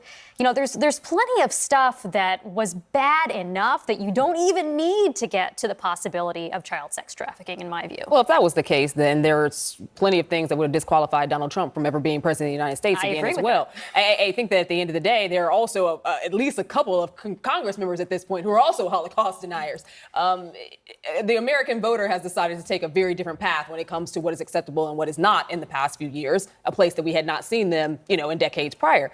But these are interesting picks. Part of it, I think, is the shock and awe factor of Donald Trump trying to showcase just how far he can go. The other part is him basically owning the party. And because he feels that he had a mandate in this most recent election, MAGA is not going away. He is choosing the most radical people he possibly can, acknowledging that they have questionable pasts. But hell, he does as well. I don't agree with that. I think what we saw in the election just 10 days ago or so, the American people gave the president a mandate. And they knew, the president, I was at a lot of rallies around Pennsylvania for President Trump and for Senator Vance, and the weaponization of the Justice Department and what happened at the FBI and what happened at DOJ was brought up. I can't recall a rally where it didn't. So voters clearly understand. I think we need to give some credit to the voters here who looked at all of this and said, we trust Donald Trump to make America great again. We trust Donald Trump to fix the economy, fix our border, secure our communities, bring peace through strength. And we trust him to make the picks in his cabinet. They're going to make those policies a reality. So the president's making his selections. The Senate is going to do their investigation. They're going to advise and consent. We're going to have hearings. But I think to say that... Well, my argument was never that they didn't understand. I never said that. I think that they fully understood and they went along with it. That is also problematic. I never said that the American public didn't understand. All the evidence was there before them. They saw it. I think you should give the voters credit. I can only speak to the voters. I give them credit for making the choice that they made, irrespective of all of the things that were problematic that are outside of the Democratic order. Or they prioritized other things. They prioritized the cost of eggs. They prioritized being able to put gas in the tank. They prioritized having a safe, secure community. They prioritized not having fentanyl in their communities. They prioritized peace through strength. I agree that probably people were voting based on the price of eggs, but the argument that I think you're also making is that now Trump has a mandate to do all of this other stuff that voters were not motivated by, including putting a alleged child sex trafficker / pal of Holocaust denier in charge of the DOJ. The Pete Hegseth of it all as well. How committed do you think, Mark, 100%. that he is to this? And what exactly do you think he wants Pete Hegseth to do over DOD? From what I understand, the top mandate is to get rid of the wokeness. It's not my words, in the Department of Justice. Which we've discussed here, of Defense. This was something that Hegseth had said on a podcast just like a week before he was chosen, or it aired about 2 weeks before. That's his mandate. And the idea that Donald Trump is going to back away from a man that he has nominated because he's been accused of sexual impropriety is strange credulity. Can I play this from Congressman Ryan about why he thinks so many of these candidates and their problems seem to kind of circle around the same drain, so to speak? This is a pattern if we zoom out across all these nominees. You have Matt Gaetz. You have now Hegseth. You have the president-elect himself and a whole host of others with long-standing patterns of disrespect for women, in Trump's case, civil liability for these types of charges. So I don't know why anybody is surprised, frankly. That's, I think, something I wish I didn't have to say. It is strange that, look, I got three guys at the table here. As far as I know, I don't think there are any allegations against you in this vein. Most people don't have allegations against them in this vein. How did we end up here? Well, I'm old enough to remember when these allegations smears against then Judge Kavanaugh, now Justice Kavanaugh, reared their head at the last minute, and the nation was riveted to these hearings. Judge Kavanaugh at the time, he stood firm. He looked the camera right in the eye. He pushed back against those allegations. He was confirmed. He's turned out to be a spectacular justice, an excellent justice of the United States Supreme Court. So these smears happen. There is a pattern here. One thing is for sure, like once you're very prominent and you have some sort of wealth, you will get allegations against you. Okay. It is just what it is. Now, Does that mean these allegations are true or they're false? Who knows? You have to go figure it out and see if it's true or not, in the court. But I mean, this is the thing that's been going on for years and years and years. This is just my opinion, okay? I'm not saying it's the truth. I'm not saying it's facts. I'm just saying this is my opinion.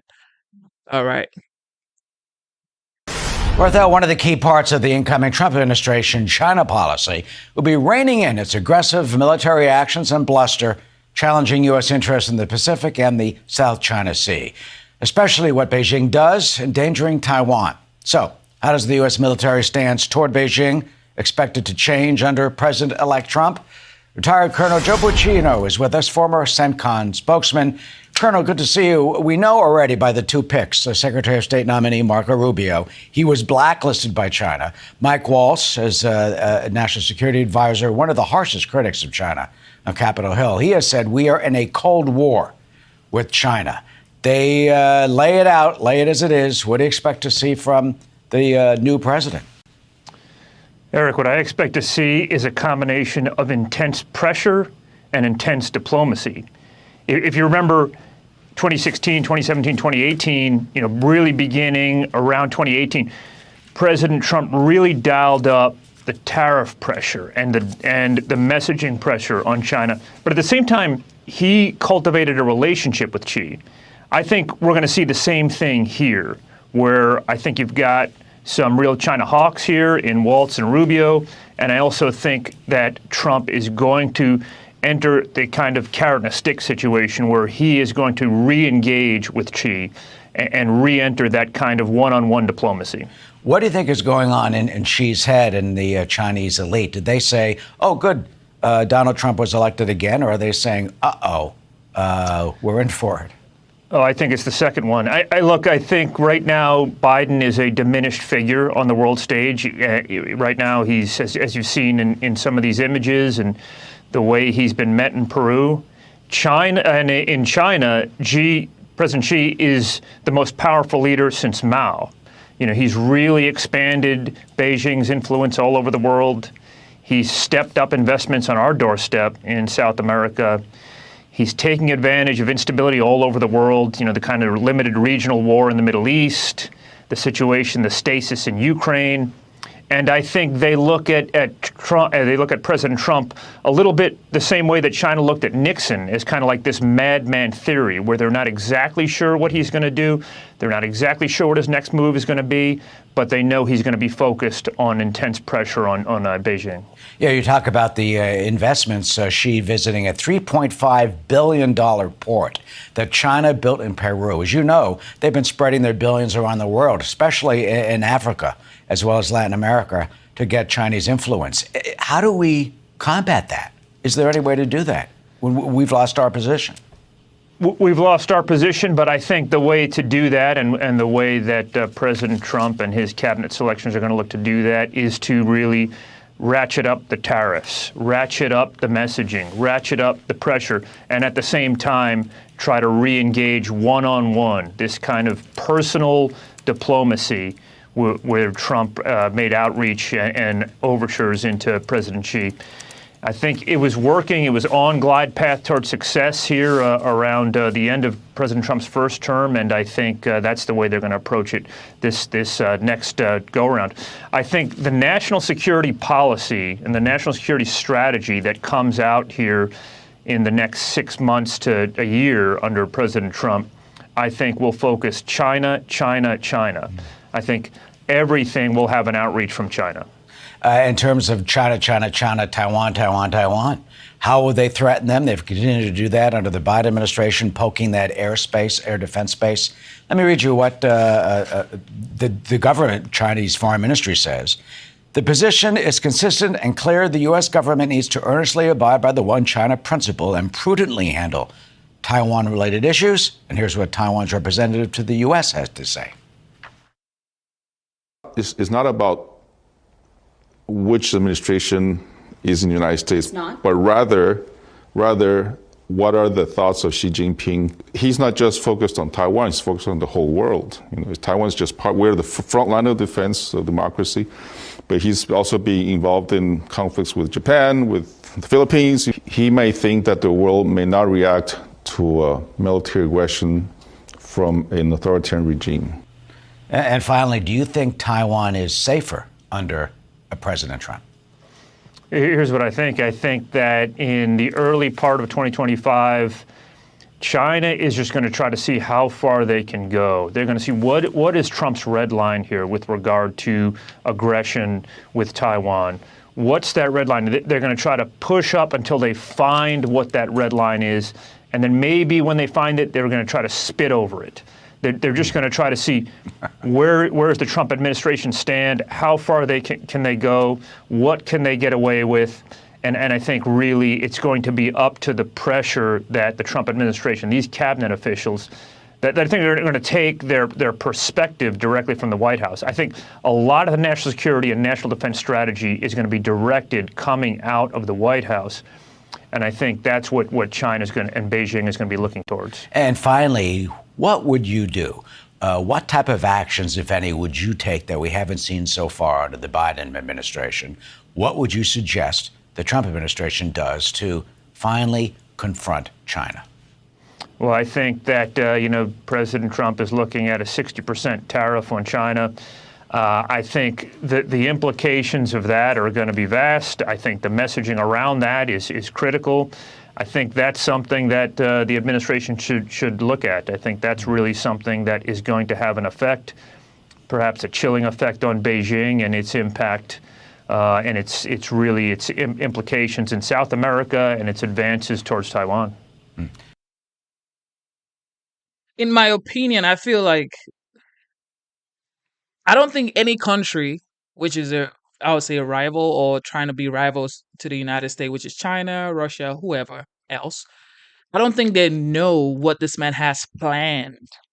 Because this man is going to just unbox so many surprises that people would be like, what? We didn't expect this. Because now he has a formation of Avengers, basically, a formation of Justice League. He has Elon Musk, he has RFK, he has Tulsi Gabbard, he has did I say Vivek Ramaswamy? He has so many people now that are so smart, competent, fast when it comes to making decisions. And just having Elon Musk, bro. I don't know what they're going to do. Everybody needs to just carrots get in line, and sticks. Perhaps I hear from you. Start with the sticks, then get to the carrots. Pressure and diplomacy. Pressure and diplomacy. I prefer that. Pressure and diplomacy to the carrots and sticks. Joe.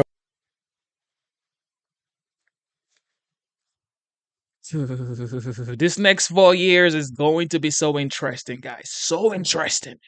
Okay, what is Jim Jordan talking about? Congressman Jim Jordan, who's been there all along, chairman of the House Judiciary Committee, serves on the House Oversight Committee. And I wanted you to hear that, Congressman, because there was a time when you were one of the few standing by his side. Your thoughts about how he got to where he is? He's an amazing individual. The perseverance, the tenacity, the character to live through what he's lived through over the last 10 years is truly amazing. And as you said, the greatest political comeback in history, won the 7 swing states, won 30 states, won the popular vote, won an electoral college landslide, did something Teddy Roosevelt couldn't do. I mean, it is amazing to see. And what I find most interesting is in the past week and a half, as I'm traveling about, I was in the airport, people will walk by and they'll give you the thumbs up. There'll be a little twinkle in their eye. They'll wink at you. I had one of the airport workers look at me. When I go down the ramp, he catches up to me and he says, "Wasn't Tuesday a great day?" And I mean, it's just, you see that happening. So this individual is amazing, and he has brought a new coalition. Think about this, Brian. Did you ever think you'd see Donald Trump, Elon Musk, RFK Jr., Tulsi Gabbard on the same team? They're on the same team because they know, we all know, he's the guy fighting for our liberties, for our First Amendment free speech rights, and for middle class, working class people all over this country. It is great to see. Right, and now you're probably still his favorite wrestler, but Hulk Hogan is his second favorite wrestler on the Trump team, and you don't rip off your shirt on camera, but we'll work on that a little bit later in the year. Now, you got the trifecta, you got the House. It's just official this week, late this week. It's not much of a margin. Can you let everybody at home know what's first? Well, we need to do tax cuts, reauthorize the tax cuts that helped our economy grow so much under President Trump. Then we need to secure the border. Of course, that was one of the key issues, the economy, securing the border.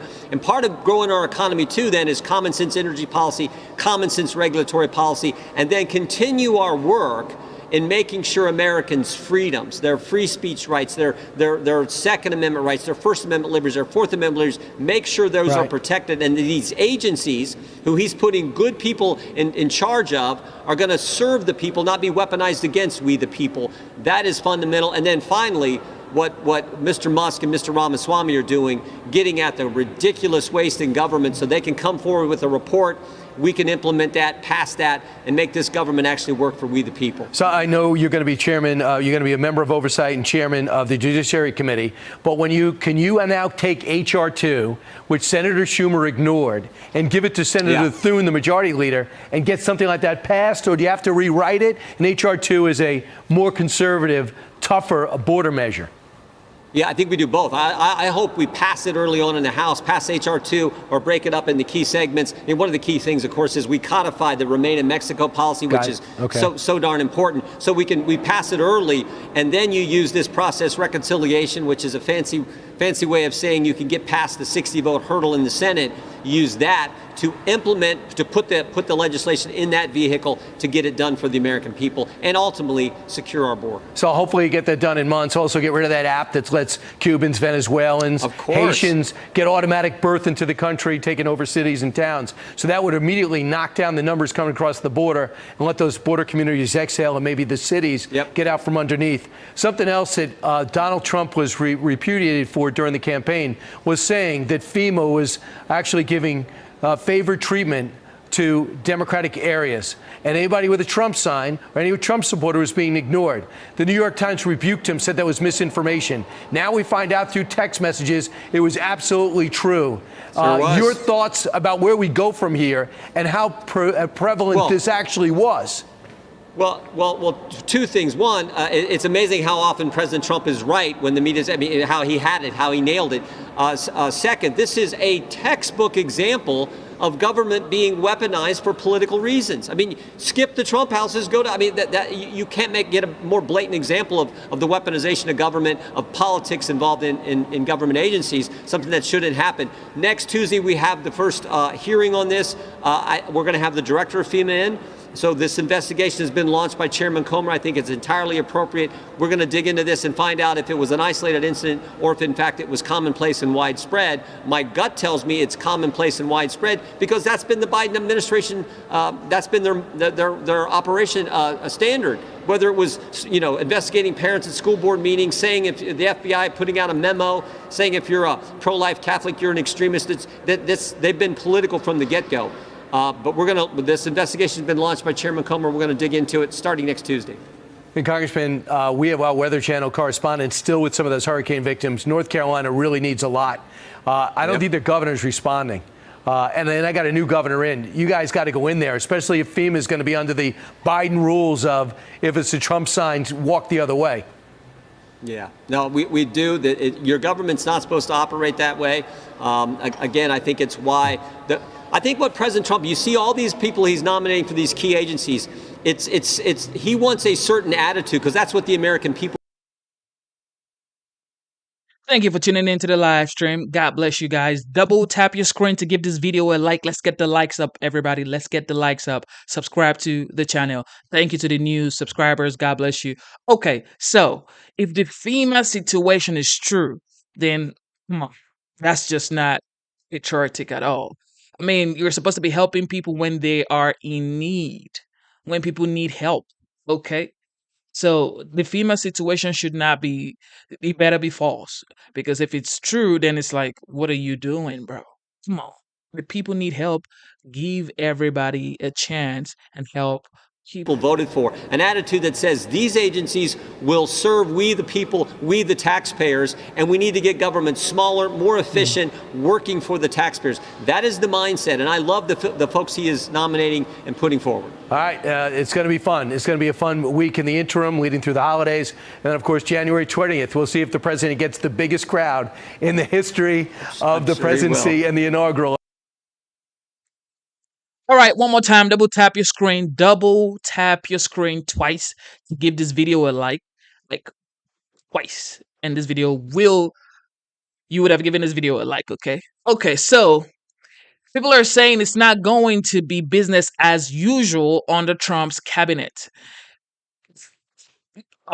Just think about it. Tulsi Gabbard, RFK, Matt Gaetz. There is no business as usual right here. This is something that has never happened before. So everybody's ready for something wild. We've got Congressman Tom Emmer with us of Minnesota, the House Majority Whip, House Financial Services Committee, a lot of other important roles, a key player for the Republicans there. You've got the majority there, Congressman. Very good to have you. But some of your fellow members have expressed concern, even though you won't vote yay or nay on these appointments. That's the Senate's job. Some of your fellow Republicans are even saying, at least when it comes to the Gaetz nomination, that's not going to go anywhere. Do you feel that's true? Well, let's face it, Neil. Donald Trump was given a huge mandate by the American people a little bit more than a week ago to shake things up here in Washington, D.C., and there's no question that he's doing that. And when it comes to Matt Gaetz, let's keep in mind that Biden's Attorney General, Merrick Garland, prosecuted his political opponents and went after parents who were peacefully protesting at school board meetings. Look, again, Donald Trump shaking it up. Matt Gaetz, he's been a champion for the fundamental rights of all Americans in his years on the Judiciary Committee. He'll be a great AG. He does look for people, that is, the president-elect, to shake things up. But are there others who could do that, as some of your colleagues have said, at the Justice Department, who don't carry the baggage that a Gaetz does? Well, I don't know. People are going to draw different opinions, but this is Donald J. Trump's pick. This is not the Senate's pick. This is not the House's pick. This is not somebody you like or dislike. Donald J. Trump has tapped these people, and they are going to shake up Washington, D.C. It will not be business as usual under this next administration. Meanwhile, the House itself has the unique role, and given your slim majority now, not like it was in the last go-round, but a lot of these tax cuts and trying to extend the Trump tax cuts that expire at the end of next year will start where you are, and will start actually with you. So I'm just wanting to get a sense of the timeline on that. I'm told that within the first 100 days, you hope to have at least the tax stuff resolved and a tax, a multi-year tax cut in place. Is that likely? House Republicans are working pretty close with Donald Trump and his team. You should expect in the first 100 days that we're going to attack the southern border, make sure that our borders are secured, not just the southern border, but all borders. We're also going to get the economy moving again, as Donald Trump promised, for all Americans, not just those with means already. But the middle class and folks trying to climb that economic ladder. We're going to unleash American energy, Neil, and then we are going to extend the Trump tax cuts. And I don't care if we have 225, 222, or 218. As long as we have a Republican majority in the House, we are going to advance the Trump America First agenda. But it is still close, to your point, Congress, and I am wondering, we had the famous speaker battles here.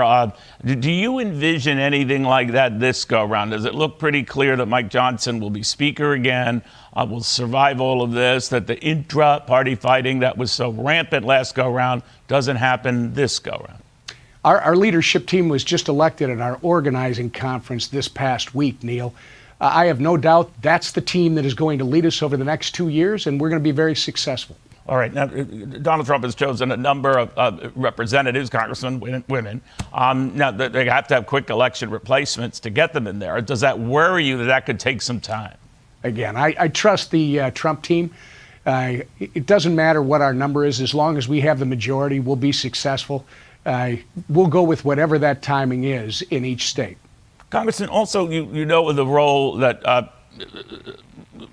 Vivek Ramaswamy and, of course, Elon Musk are going to have in, weeding out, wasteful spending and excessive spending, hope to cut $2 trillion in such spending by essentially showcasing their progress with the American people. But I noticed in that process, it does bypass Congress. They look at everything that you guys have been doing in the House and the Senate, both parties, and they weed out and cite some of these dramatic examples of waste and overspending.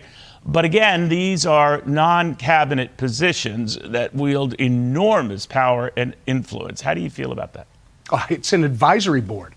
I think, again, Donald Trump is thinking outside of the box, and he's saying, let's take these two incredibly successful and gifted human beings and let them put together a team of advisors and let him know and Congress know this is all the waste, fraud, and abuse that this government has been accumulating over the last 3 decades. It's time to address it. The American people have spoken. They said we want this taken care of, and Donald Trump is taking steps to make sure that happens. The way he's going about it, they talk that $2 trillion figure. When they talk about that, Congressman, is that taking that $2 trillion out in the first year? We'll see what the advisory board comes up with, but it's not just the advisory board that's working on this stuff, Neil. Members of the House, I can't speak for the Senate, have been working on this for the past several years. We just haven't been in a position to actually do this. So the good news is we already have a foundation built with our members that then can work directly with this advisory group to maybe supplement or enhance what's already been identified. But we're going to have to go at this very hard. All right, $2 trillion, if you get to that, would wipe out their estimated $2 trillion, if not more, deficit for a year. Of course, you still have the debt to deal with, but to address the debt and the $36 trillion of that, as you know better than anyone, Congressman, you do have to look at the bigger picture. There's only so much you can do with discretionary spending and the like. The real meat there, unfortunately or fortunately, as an opportunity maybe for looking at abuse and fraud and all that, are some of the entitlement programs that have their own fat on the bones and that they're not sustainable at the route they're going. Social Security, Medicare, Medicaid, all at various times in the next decade could be running out of dough, and that you Republicans are going to try to come up with ideas working with Democrats to sort of assure that they can continue. Is that on your bingo card right now to get them in line? Look, Neil, in order to get this thing attacked, this $36 trillion in debt, $36 trillion in debt, first you got to stop the bleeding on an annual basis, which we just talked about. You're going to have a balanced budget.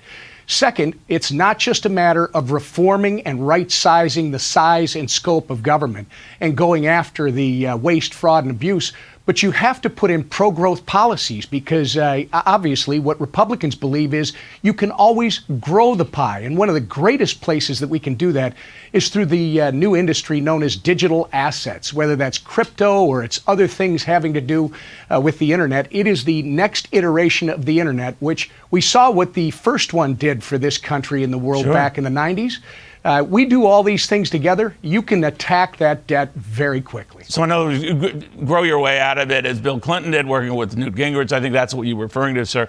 Not exactly, Neil, not exactly, because they put a muzzle on the animal known as the federal government. And when that muzzle came off, it came back hungry as ever. Indeed. You are going to have to go after the actual structure of the federal government to right-size it, downsize it, make sure that it's efficient and that it's working for the American people, not for the bureaucrats here in Washington, D.C. So a part of that structure are those entitlements. Are you saying, sir, that they are things that you're going to look at? Everything? Again, Neil, you want me to get out in front of where President Trump is? I'm not going to do that. President Trump's the leader of our party. He'll tell us what he wants. He's got the mandate from the American people, and we will perform. All right, because he has said in the past when it comes to Social Security, don't touch it. Don't even think about it. In the past, he said that. Yes, he has, but I'm just telling you, he is the leader of our party, and the American people spoke loud and clear. He increased Republican votes in 49 out of 50 states. It's unprecedented. Okay, well, watch.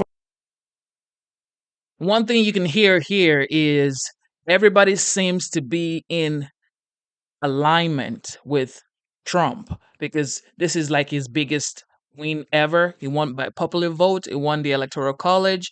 This hasn't happened in a long, long time. And it's like We support our leader. We support president. It's just what it is. Double tap your screen twice, subscribe to the channel. What is going on with Whoopi Goldberg? Does anybody know what's going on with Whoopi Goldberg? Okay, so according to the update, some bakery in New York is going back and forth with Whoopi Goldberg, and they're actually calling for an apology for a suggestion on some dessert, some issue going on. Let's see. Let's move to this story out of Staten Island. Whoopi Goldberg suggests that a 146-year-old bakery in Staten Island denied her service because of her politics. Watch. Now, I should tell you, Charlotte Roose has no political leanings. And the place that made these refused to make them for me. Oh, really? Yes. What? Oh. They said that their ovens had gone down, all kinds of stuff, but folks went and got them anyway, which is why I'm not telling you who made them. But it's not can't be because I'm a woman, but perhaps they did not like my politics. Yeah. So that's what she had to say about this bakery, Holterman's Bakery. But the true story, and there was a press conference in Staten Island, and then Holterman's Bakery has said this. They said this order was attempted to be placed. They asked us, and we were having trouble with our boilers. I said to Whoopi, I can't do it right now. We have so many things going on with my boiler because the building is from 1930. I had no idea if we would be baking. So she said we had real problems that Whoopi internalized to somehow bias against politics and use that huge platform, The View, to go after this small but long-time institution in Staten Island. Yeah, it's a small bakery. The oven broke. I mean, it's really that simple. But guess what? A lot of people from around the country saw through this. People have been calling the bakery, ordering. People from as far away as Alabama saying, if you can't send it to me, that's fine. Here's $50. Send the bakery to the local fire department or wherever. People understand. You know what? People are sick of this kind of stuff. Mm-hmm. And this was a very powerful woman going after, as you said, a small business that gets up, by the way, at the crack of dawn to make bread and donuts and everything we need. That is a really hardworking company there, little small business. That's the big guy. Yeah, after the little guy. Democrat representatives, we spoke to a state senator, a Democrat this morning, and they have the bakeries back. So this idea that it was political or, you know, I mean, maybe they don't like Whoopi, but I bet they'd sell her some desserts in a heartbeat. Money's green. You know, it doesn't matter who it comes from. They're in business. Funny how Whoopi can still convince herself she's the victim when she has all the power. Yeah, exactly. A 146-year-old family-run bakery in Staten Island going viral after Whoopi Goldberg made this claim about them. The place that made these refused to make them for me. Perhaps they did not like my politics. Yeah, but the bakery's owner, Jill Holterman, explained that the politics had nothing to do with it and that her boiler was actually out. It was broken. New York State Senator Jessica Scarcella-Spanton was at the press conference defending the family bakery yesterday, and she joins us now. Thank you for joining us. You know, you look at this and you say, why did Whoopi Goldberg make this thing a thing? Did she really feel like, do you believe she really felt like she was being ostracized for her politics? I think it was such a ridiculous thing to do. Inserting herself into a conversation about a local business and coming after a business, especially as a celebrity, can be incredibly dangerous. But the Staten Island community comes together. It was really self-serving, very self-centered. Businesses aren't thinking about Whoopi Goldberg. They're thinking about how to make sure they get out the best pastries as you see them right in the screen in front of you. They were able to get them. So instead of focusing on something positive, she made it about herself.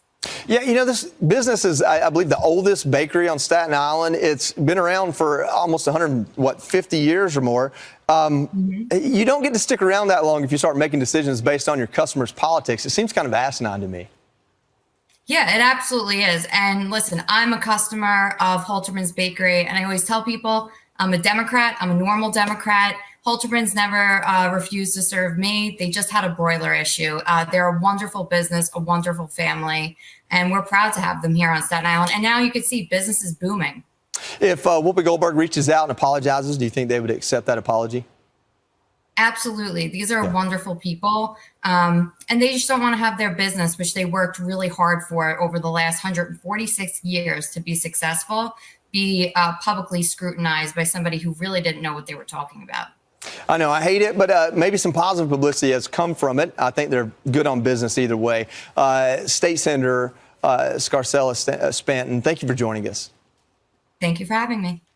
Okay, we showed you this before we went to break. Now it's happening. Whoopi Goldberg causing problems for a bakery, and now a Staten Island bureau president is speaking. Let's watch. And I think the bottom line here is after we're going to call up Jill, who has had to endure something that she shouldn't have to endure. These people are up at 3 or 4 o'clock every morning.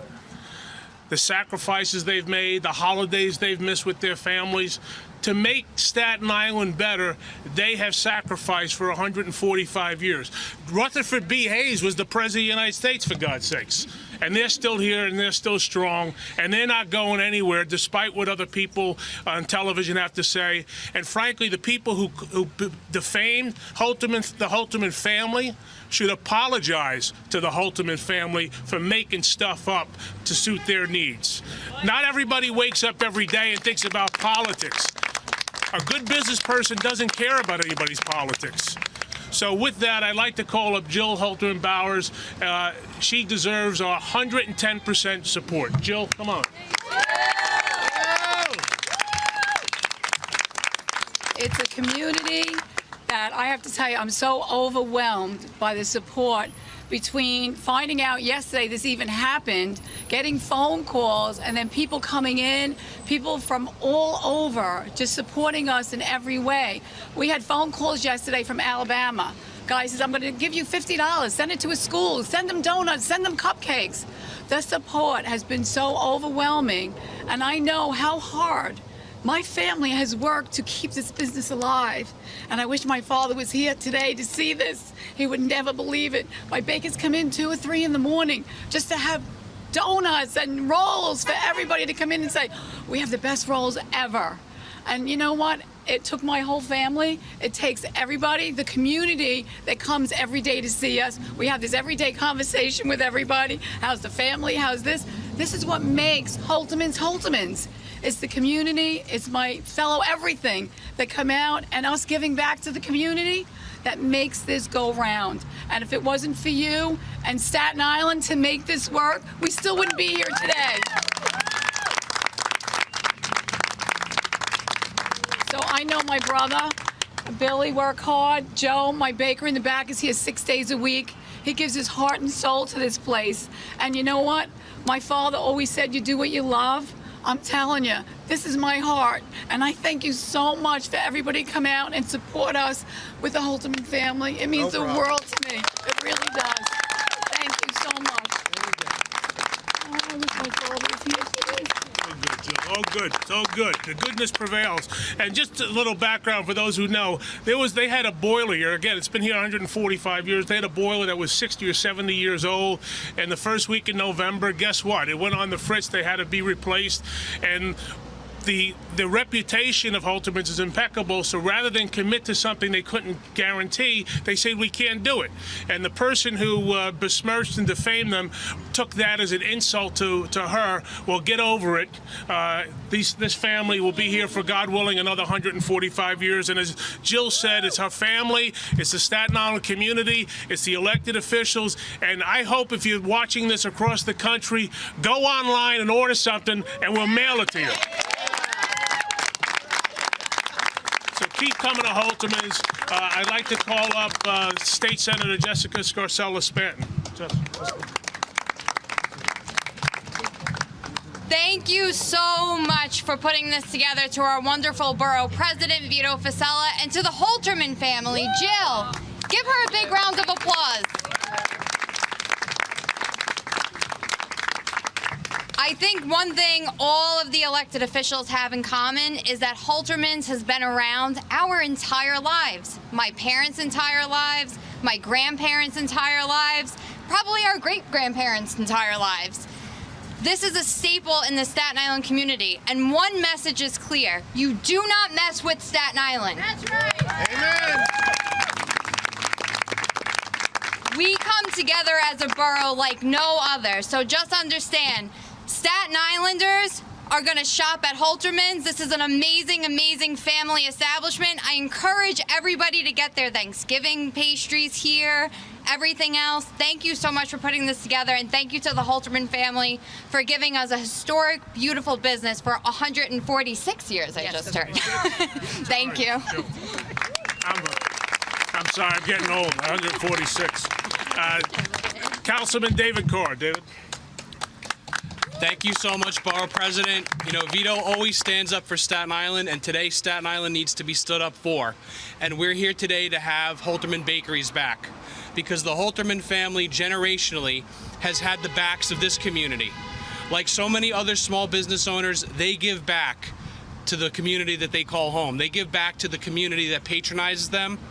And I'm so glad that we see all the cars here, all the people coming in and out of the store today to send a message to the person who decided that she was too important for a boiler breakdown, that she had to have her pastries, and if it wasn't coming to her, it must have been someone else's fault. It must have been a directed insult to her. That would never be the case. Staten Islanders don't serve people based on their political opinions. They serve everyone who comes through their doors. And that is the case with the Holterman's family. And in case you can't tell, I love a good bakery. And this is one of the best in the world, bar none. My family has been shopping here since I was a little kid. When my mom had to buy that thing on that snack on the counter that was there for company, it wasn't Entenmann's, it was Holterman's that she bought. And I look forward to seeing the Holterman's pastries and other products all throughout the borough for years to come. So God bless you, Jill, and God bless you, your family. Well, they showed up, right? And who got the party started? Well, that was the borough president, Vito Fossella in Staten Island, and he said these words: "This is the American story." Wow. So what did Whoopi Goldberg try to do to this woman in her bakery? Watch. The place that made these refused to make them for me. Oh, really? Yes. What? Oh, No. Let me explain. They said that their ovens had gone down, all kinds of stuff, but folks went and got them anyway, which is why I'm not telling you who made them. But can't be because I'm a woman, but perhaps they did not like my politics. Yeah. Okay, the boiler was broken. I mean, you could hear the New York City councilman there. They brought everybody to those microphones. Not political, is what they're saying. This is just pure evil by Whoopi Goldberg trying to destroy a family business that's been in business for as long as they just said, just because it couldn't be that she might actually not get a cupcake on her birthday. And because she's such a lunatic, she thinks anything that doesn't go her way is some conspiracy theory against her and that everybody hates her. This is the intolerance of the left. Like, I have no idea how these people voted, but I'm going to guess that some of the people that just spoke are probably Democrats. And thank goodness that they came out, and thank goodness that they said, you don't do this to our bakery. You don't do this to a family business. I hope there's a lawsuit here. I hope Whoopi Goldberg has to pay a huge, huge birthday check to this bakery. They deserve it. I think ABC's on the hook here. I hope they pay too then. Because what we were just talking about, they don't mention Holterman's Bakery, but when you look up, by the way, everybody's Googling this so much now that you just put in 3 letters and it's the first thing that comes up. But when you go, you see they're iconic, those cupcakes. Yes. So they're in like every shot of what's being said while Whoopi's, tearing this woman down and accusing her of being politically discriminatory. So my question is, how much on the hook is ABC News? How much on the hook is Whoopi? Somebody is, because according to the law, how does it work? Mm-hmm. Yeah, when you look at libel, slander, or defamation, you can't just not say the bakery's name and say, okay, I'm off the hook. I didn't slander or libel anyone here because I didn't say the name of the bakery. If there's a fact that you disclose that could lead someone to infer what you are talking about, you can still be on the hook. And to your point, that infamous, or not infamous, I should say famous, white box with the pink polka dots allowed people to very easily find that this was Holterman's Bakery. It's so famous it was good enough for The View. Yes, she chose to unleash, Whoopi Goldberg, to unleash the attack dogs based on what evidence? What evidence led her to believe this was about politics? I've heard none, but thank God this bakery is fighting back. Well, it's about politics now, because as you said, some of those New York representatives could very well be Democrats as well. Yeah, but Staten Island is, it's pretty conservative. They're in rare territory in terms of the 5 boroughs of New York City. Great people there. They obviously are very passionate about their environment and their community. And, what is Whoopi Goldberg doing, calling me like, this is Whoopi Goldberg, and I need something custom made for me and my Whoopi Goldbergness for now. And they might have had those pre-made. So before the boiler broke down, someone, may have made all of those lovely confections, which someone was able to fetch and take to Whoopi on set because, God knows, it looks like she's missed a lot of cupcakes lately. Man, we just get deeper and deeper. So what is the truth of all of this? Well, I think the truth is that Whoopi Goldberg is an incredibly self-indulgent person who thinks everything is about her. So she thinks and takes it personally because that's how highly she thinks of herself, and she thinks everyone else regards her in that way, that they would care what her politics are, that they would go to such lengths that they wouldn't make her a cupcake. I'll tell you what this also is, in my opinion, is it's projection and it's deflection. This is what the left does. I've had numerous instances in California and in other liberal places where people didn't want to serve me, or where I got, bad looks, or I felt obviously uncomfortable being in a place because of who I am and what I believe in. I would never call these places out on air. I would never try to disparage them or hurt their business. But I think that she's used to that because she's on the left, and maybe she would do that to somebody. So she automatically assumes that was done to her, but it quite clearly wasn't. It's real quickly, because you and I had, I think, seen some of the same reporting on this, that The View might be struggling right now with its view. Yeah. and maybe they really ought to be more sensitive to the fact that everybody's a part of this country. The View has one view. They all voted for Kamala Harris. So how about that? You got The View, and it's only one view, and 76 million Americans don't have a voice. So there you have it. New York City officials are joining the owners of a family-owned bakery in demanding an apology from Whoopi Goldberg. They say the co-host of The View lied about the business not taking her order due to her liberal politics. Lauren Green is tracking this story for us. Hey, Lauren. Hey, Griffolino, no apology yet from Whoopi Goldberg, but the controversy has only helped the family-owned pastry shop as business is booming at Holterman's Bakery. Holterman's has been a mainstay on Staten Island for 146 years. The borough is a conservative enclave amongst New York City's 5 boroughs, voting for Trump in the presidential election.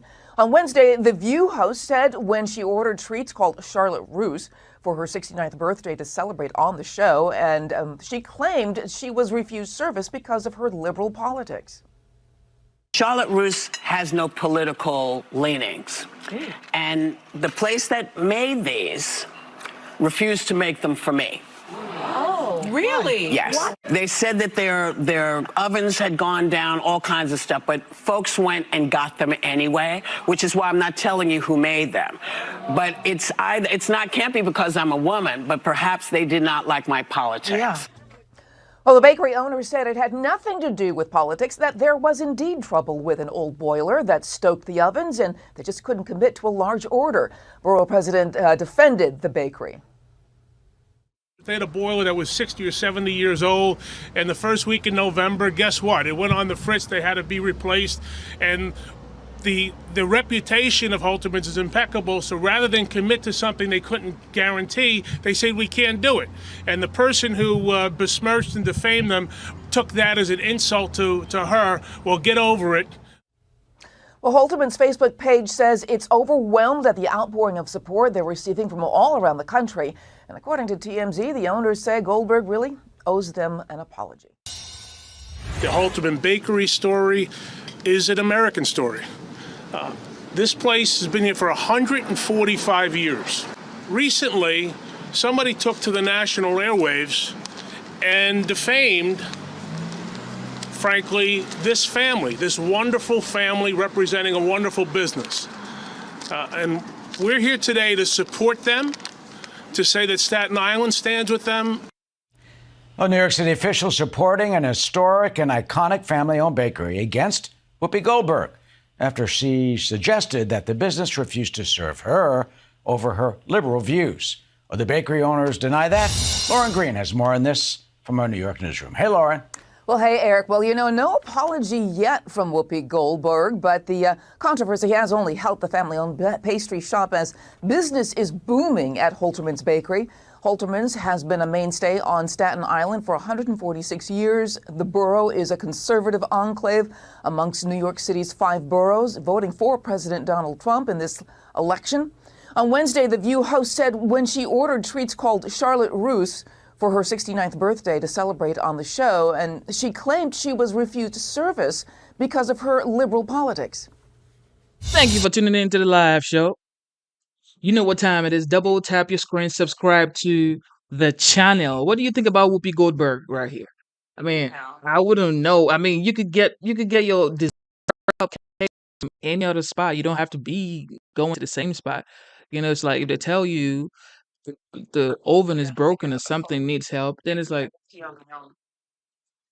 go somewhere else. Must you buy it from the same spot? But it is what it is. Maybe they are the best in Staten Island. Who knows, bro? Who knows? But if I go to Chick-fil-A and Chick-fil-A say they don't have the sandwich I would like, I just go to Zaxby's, bro. Well, maybe because it's like $12. I mean, it is what it is. They're called Charlotte Roose, and it's a sponge cake with whipped cream and a cherry on top. Now, I should tell you, Charlotte Roose has no political leanings, and the place that made these refused to make them for me. Oh, really? Yes. What? They said that their ovens had gone down, all kinds of stuff, but folks went and got them anyway, which is why I'm not telling you who made them. But can't be because I'm a woman, but perhaps they did not like my politics. Yeah.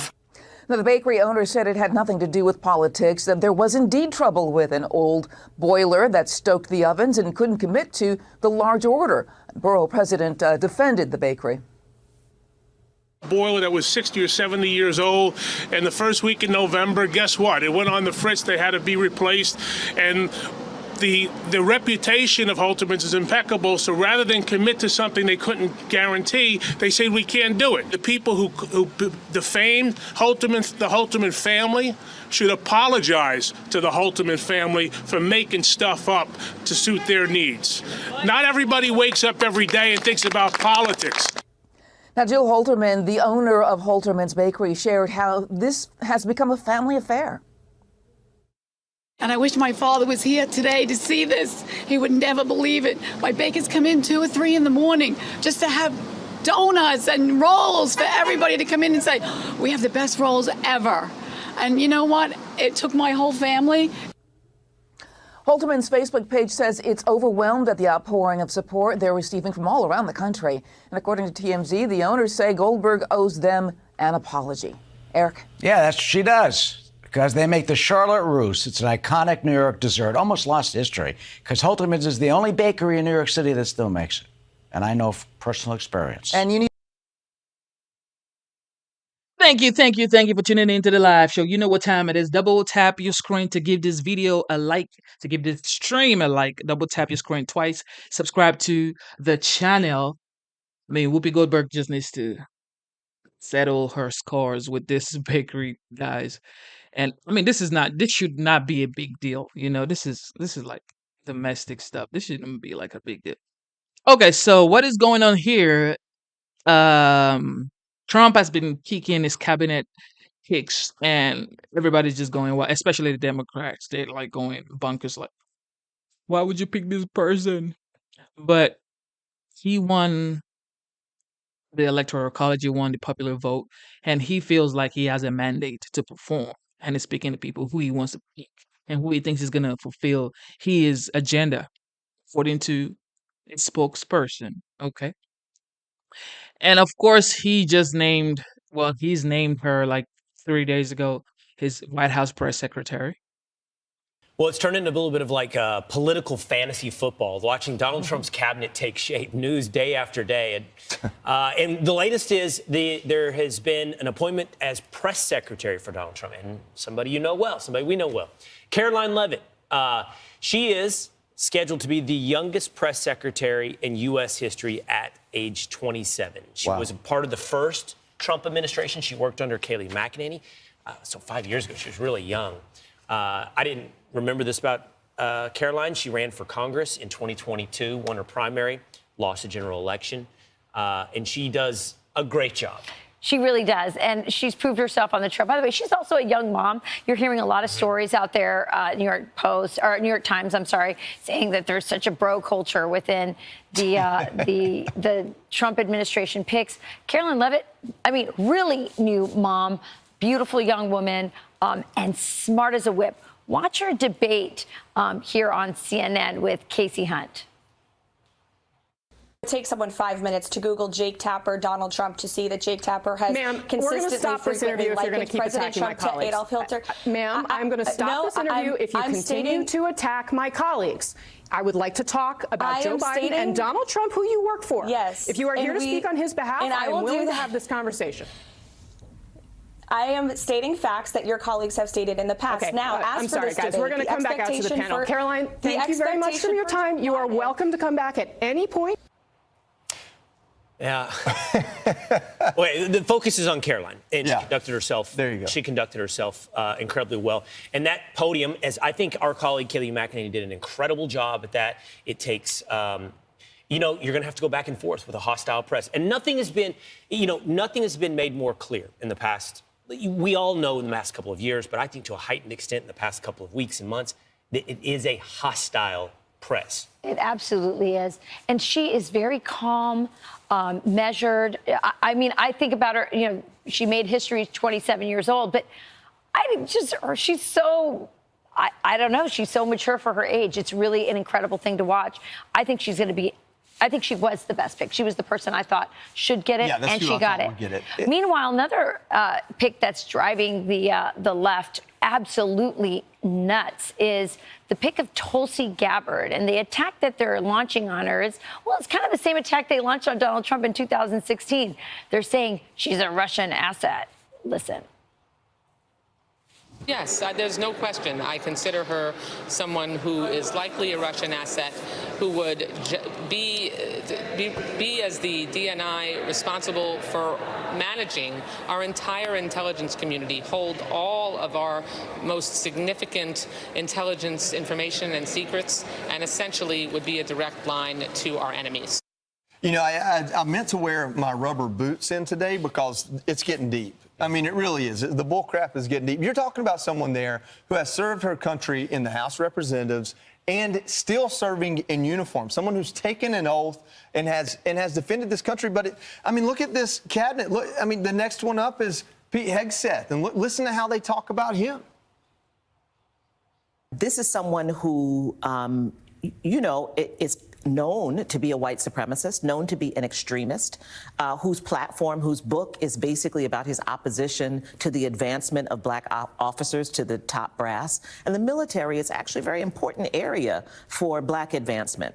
And so him selecting that particular person, and by the way, the Department of Defense has 3 million employees. There's no evidence that this man has ever run anything. The fact that he is a veteran is simply insufficient. I would just say that Hegseth would say that he would deny strenuously he's a white supremacist. He has, I just want to so did Trump. Put that in the record.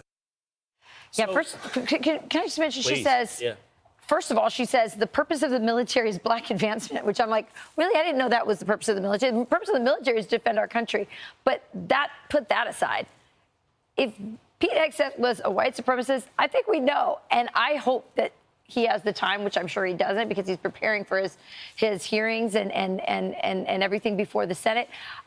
That woman deserves to be sued. That is defamation. No doubt about it. Look, okay. My thing is I got to be honest with you. I am not objective, okay? I am biased. This is one of the people who I feel like I know best in my life, who I will vouch for their character. That being said, we do know him best, as some people in this world. She's never met him. ridiculous opinion is based upon what she accuses him of being against DEI. So merit is now racist, is what she's suggesting. Exactly. And the fact that he has tattoos. Now, look, if he was ashamed or thought these tattoos were controversial, I would suggest to you he wouldn't take his shirt off and swim with 100 Navy SEALs on live television every year. He talks about his tattoos. He has a Jerusalem cross on his chest. He has a God wills it in Latin tattoo on his bicep.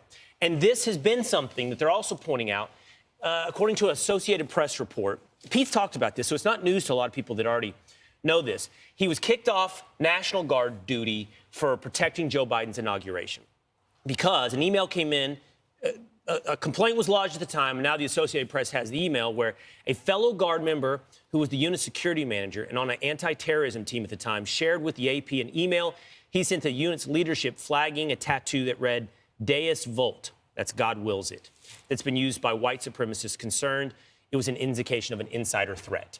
This is a saying, by the way, that goes back to 1096. Yes. I mean, I read the email. It's one man's internet rabbit hole theory, and this is what the AP ran with, what the Guard ran with. My point is, to your point, Joe, it's getting deep, and it's getting desperate, and it's attacking someone who we know very well. And I agree with you, Rachel. It's absolutely grounds for a suit for defamation. Yeah.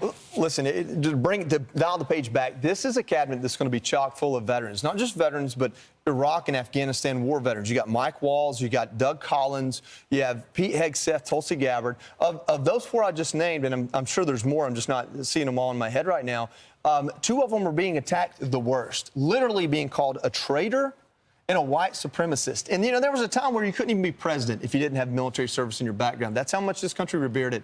And now the Democrat Party would have you believe that serving in the military is some sort of indicator that you are, alt-right, far-right, that you hate the country because you hate the idea of DEI, which attacks the meritocracy of the military.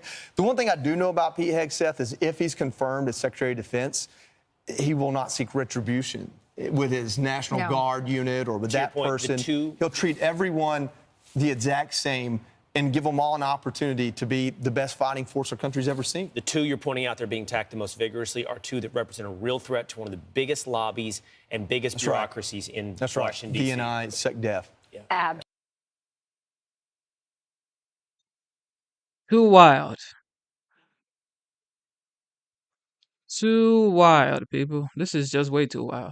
I mean, it is what it is, of course. But my thing is, why do you have the same stories every single time? You always have the same stories. If it's not Russia, then it's like, assault is like this, it's like that. It's like the same stories every single time. It's always the same story. It's never a different story. And this is like, why is this? Can you find something else to say? President-elect Donald Trump is calling for Pollster and Selzer to be investigated over a poll that showed Harris winning Iowa by 3%. In reality, Trump comfortably won that state by 13 points. Trump took to Truth Social, posting, quote, a totally fake poll that caused great distrust and uncertainty at a very critical time. She knew exactly what she was doing. Thank you to the great people of Iowa for giving me such a record-breaking vote despite possible election fraud by Ann Selzer and the now discredited newspaper for which she works. An investigation is fully called for. Joe Concha is a Fox News contributor, and he joins me now. And Joe, we should also point out a big factor in this is that Ann Selzer said that she's quitting. She just announced that she's ending her polling operation. She also said, I'll continue to be puzzled by the greatest miss of my career. So she's calling it an error. Donald Trump is saying that this could be intentional, and he's also calling for an investigation. So what do you think about all of this?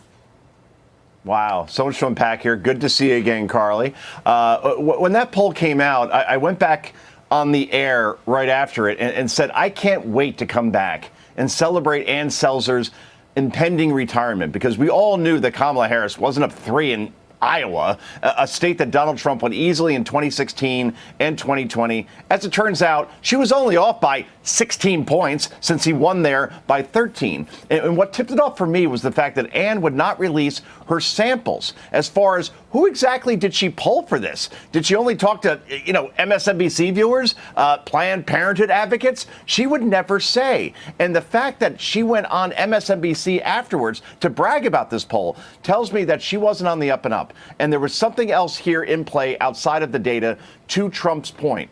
So, yeah, I mean, it made no sense. It was the outlier to end all outliers. We kept hearing how she was the gold standard. And then suddenly she has this poll out of nowhere that no pollsters. And how many pollsters did we talk about on this show leading up to the election? Dozens? So have fun in your retirement, I guess, Ann, because maybe you and, I don't know, Chris Wallace can go have a podcast together. That would make sense. Okay. Well, let's talk about the Harris campaign finances, shall we? It's a hot topic right now. And FEC filings initially showed that the Oprah town hall cost $1 million, which is a lot of money. Well, now two sources told the New York Times that it actually cost $2.5 million. And over the weekend, the Harris campaign apparently stopped paying some senior staffers, even though they were told that they would be paid through the end of the year. So what do you think about all this? What's your big takeaway when it comes to this money? And how do you think it could impact the DNC come 2026? Wow, great questions, Carly. I mean, well, let's look at this from a macro level. Could you imagine Kamala Harris and her team, and many of her campaign people probably would have worked in her administration, how they would govern this country if they can't even budget an interview with Oprah? And by the way, why is Oprah, or at least her company, being paid for this interview? How is that journalism exactly? And also, by the way, if you were asked to do a favor by Kamala Harris, and you apparently were supportive like Oprah, and you were told, we need to stop Hitler and his garbage supporters, wouldn't you kind of do that for free? Because Oprah Winfrey is worth more than $1 billion.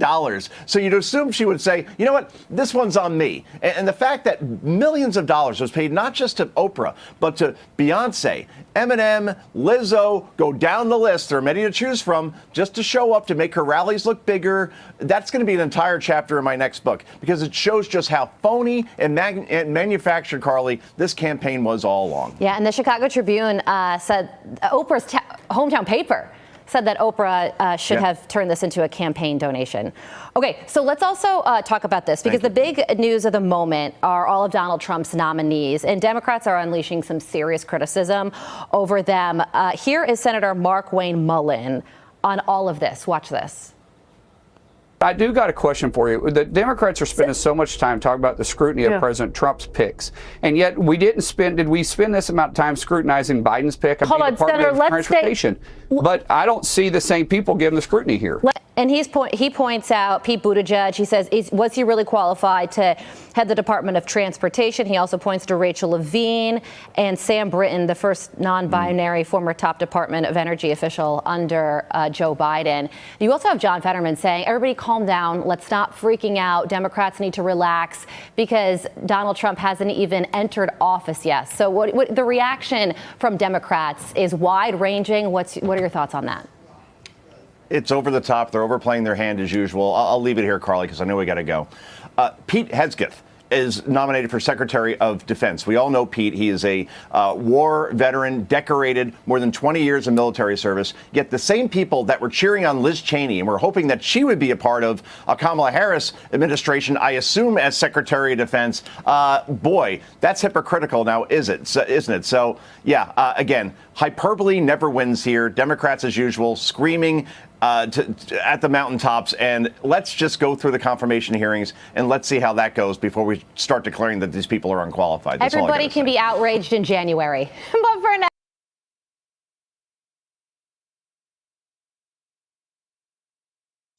I'm telling y'all, this is on another level. I would have thought, like, okay, well, when he won in 2016, yeah, you were supposed to bring all of this down on him. But now when 2020 happened and he lost, it's like, okay. And he won in 2024. It's like, we going to let you do what you're going to have to do, okay? Just do what you're going to. Just do. Make America great, like you said. Do what you have to do. But why is it the same thing just like in 2016? This may go higher than 2016, okay? This may just go way higher than 2016. I predict. In the meantime, another Fox News alert. President Biden attending his final G20 summit in Brazil at any moment. Man, look at the beautiful shots of Rio. Yeah, this after the president signed off on Ukraine's use of long-range U.S. weapons inside Russia called ATACMS. Lucas Tomlinson is live from Rio de Janeiro in Brazil. Hey, Lucas.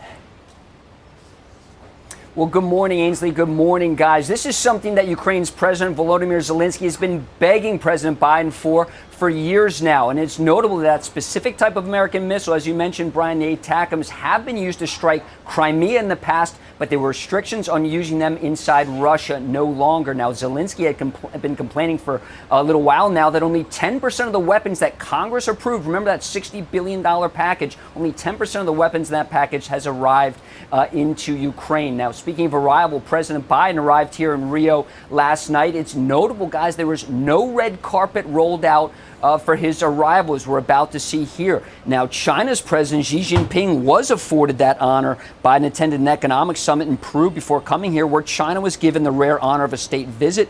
Biden was not. Brazil is also extending that same honor to Chinese President Xi here in Rio, not Biden. Today, Biden will attend meetings here in Rio on global hunger and have a reception with world leaders at an art museum.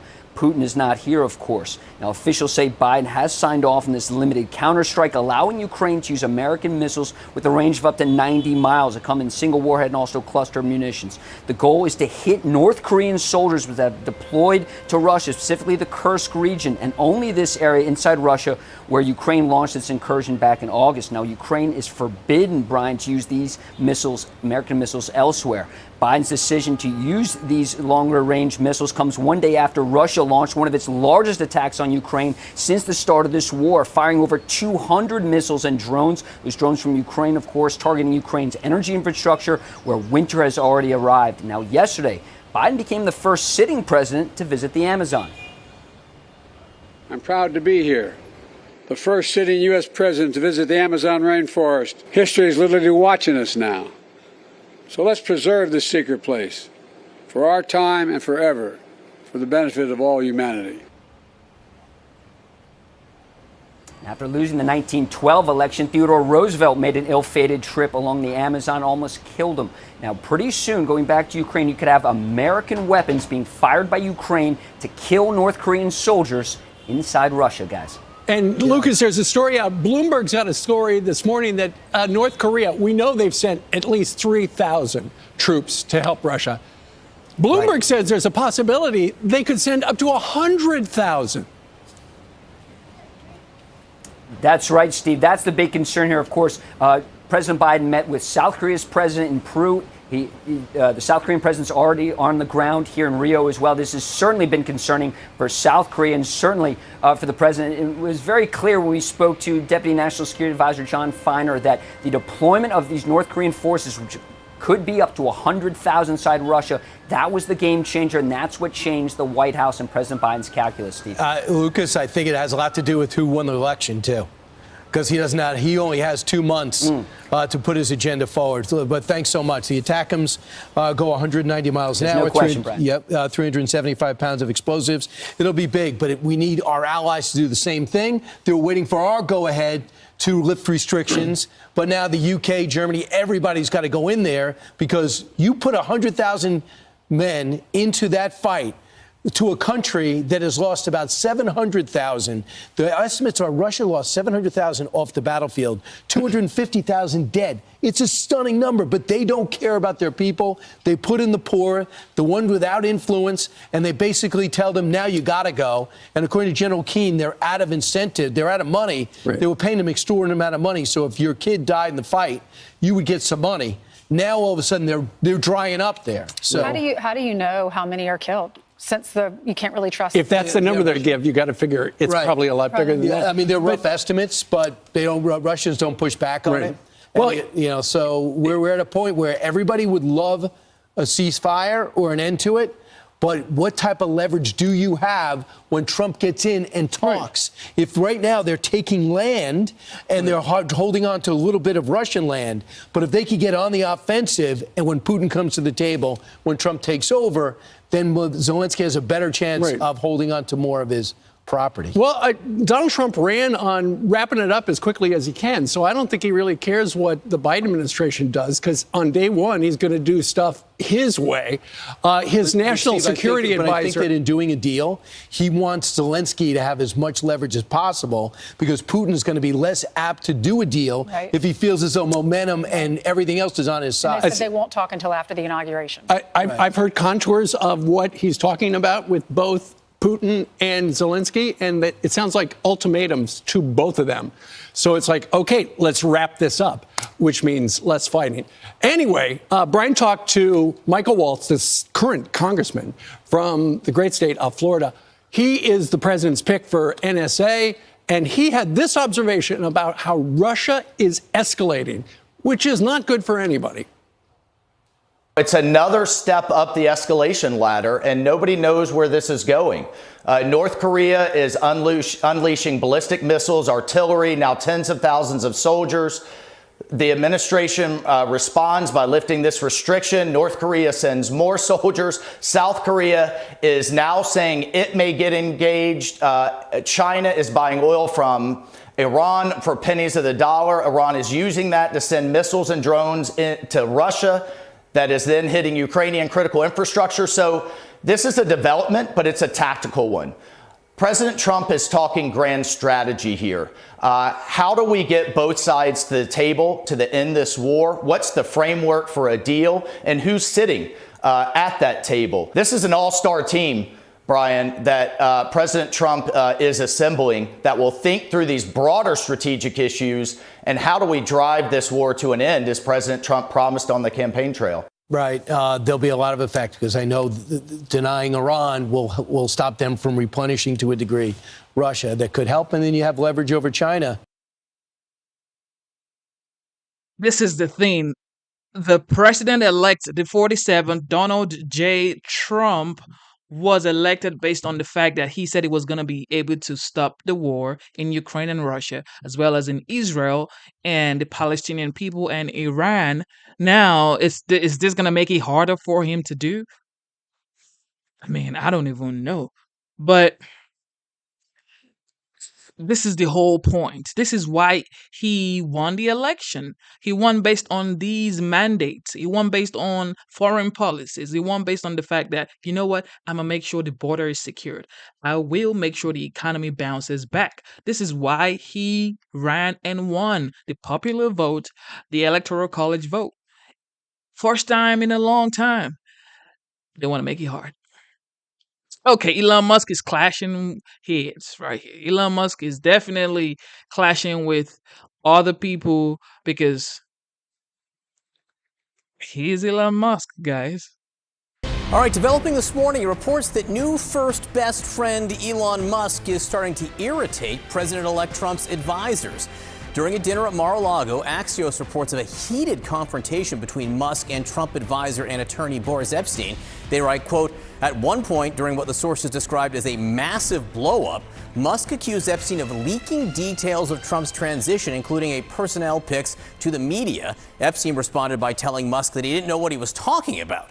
This comes amid new reports that Musk is also becoming a source of infighting the Trump transition team surrounding the choice for Treasury Secretary. Musk is backing Trump transition co-chair and fellow billionaire Howard Lutnick for the job, while Trump's advisors are pushing for hedge fund CEO Scott Bessent. The billionaire not only putting his 2 or 10 cents in, but also asking his more than 200 million followers to weigh in. He posted to Twitter, quote, would be interesting to hear more people weigh in on this for real Donald Trump to consider feedback. My view, for what it's worth, is Bessent is a business as usual choice, whereas Howard Lutnick will actually enact change. Business as usual is driving America bankrupt. We need change one way or another. With us now is national political correspondent for Politico, Meredith McGraw. You know, it's pretty interesting. So Musk is in the room where it happens a lot of time, but he's also tweeting from outside the room trying to influence things. Well, it's not just Musk who has inserted himself into the transition. It's really Trump's whole, early kitchen cabinet here, advisors, people, Mar-a-Lago members, friends that are weighing in. But Musk is spending a lot of time with Donald Trump since he got elected. He's been an ever-present person at Trump's side at his club. He's sitting in on meetings. He's traveling with him, like he did this weekend to the UFC fight in New York City. And he is spending a lot of time with Trump. He's giving his insight and input on some of these picks, including most recently Treasury Secretary, which is one of the last really big remaining cabinet picks that Trump has yet to announce. And there's already been some infighting behind the scenes and jockeying between different potential candidates, including Howard Lutnick, who is currently co-chair of Trump's transition, hedge fund CEO Scott Bessent, and some other dark horse candidates who have now, their names have come up because of this back and forth and different people getting involved in the process. Any sign that Trump would go against Musk at this point? Have we seen an area yet where the two have disagreed, where Trump went another way? I don't know about that, but, certainly Trump is really, taking his input seriously. He is keeping him around. He is involved in a lot of these different meetings. Musk came with Trump to Washington, D.C. last week when Trump on the plane made the decision that he was going to appoint Matt Gaetz to his attorney general. But, other people who've been around Trump include, of course, Susie Wiles, Linda McMahon, who's also co-chairing the transition, Howard Lutnick, and then a lot of aides and advisors who are around him as well, too. All right, Meredith McGraw from Politico, thanks so much for being. Thank you for tuning in to the live stream. You know what time it is. Yes, y'all. Elon Musk, Donald Trump, these guys are going to change the narrative.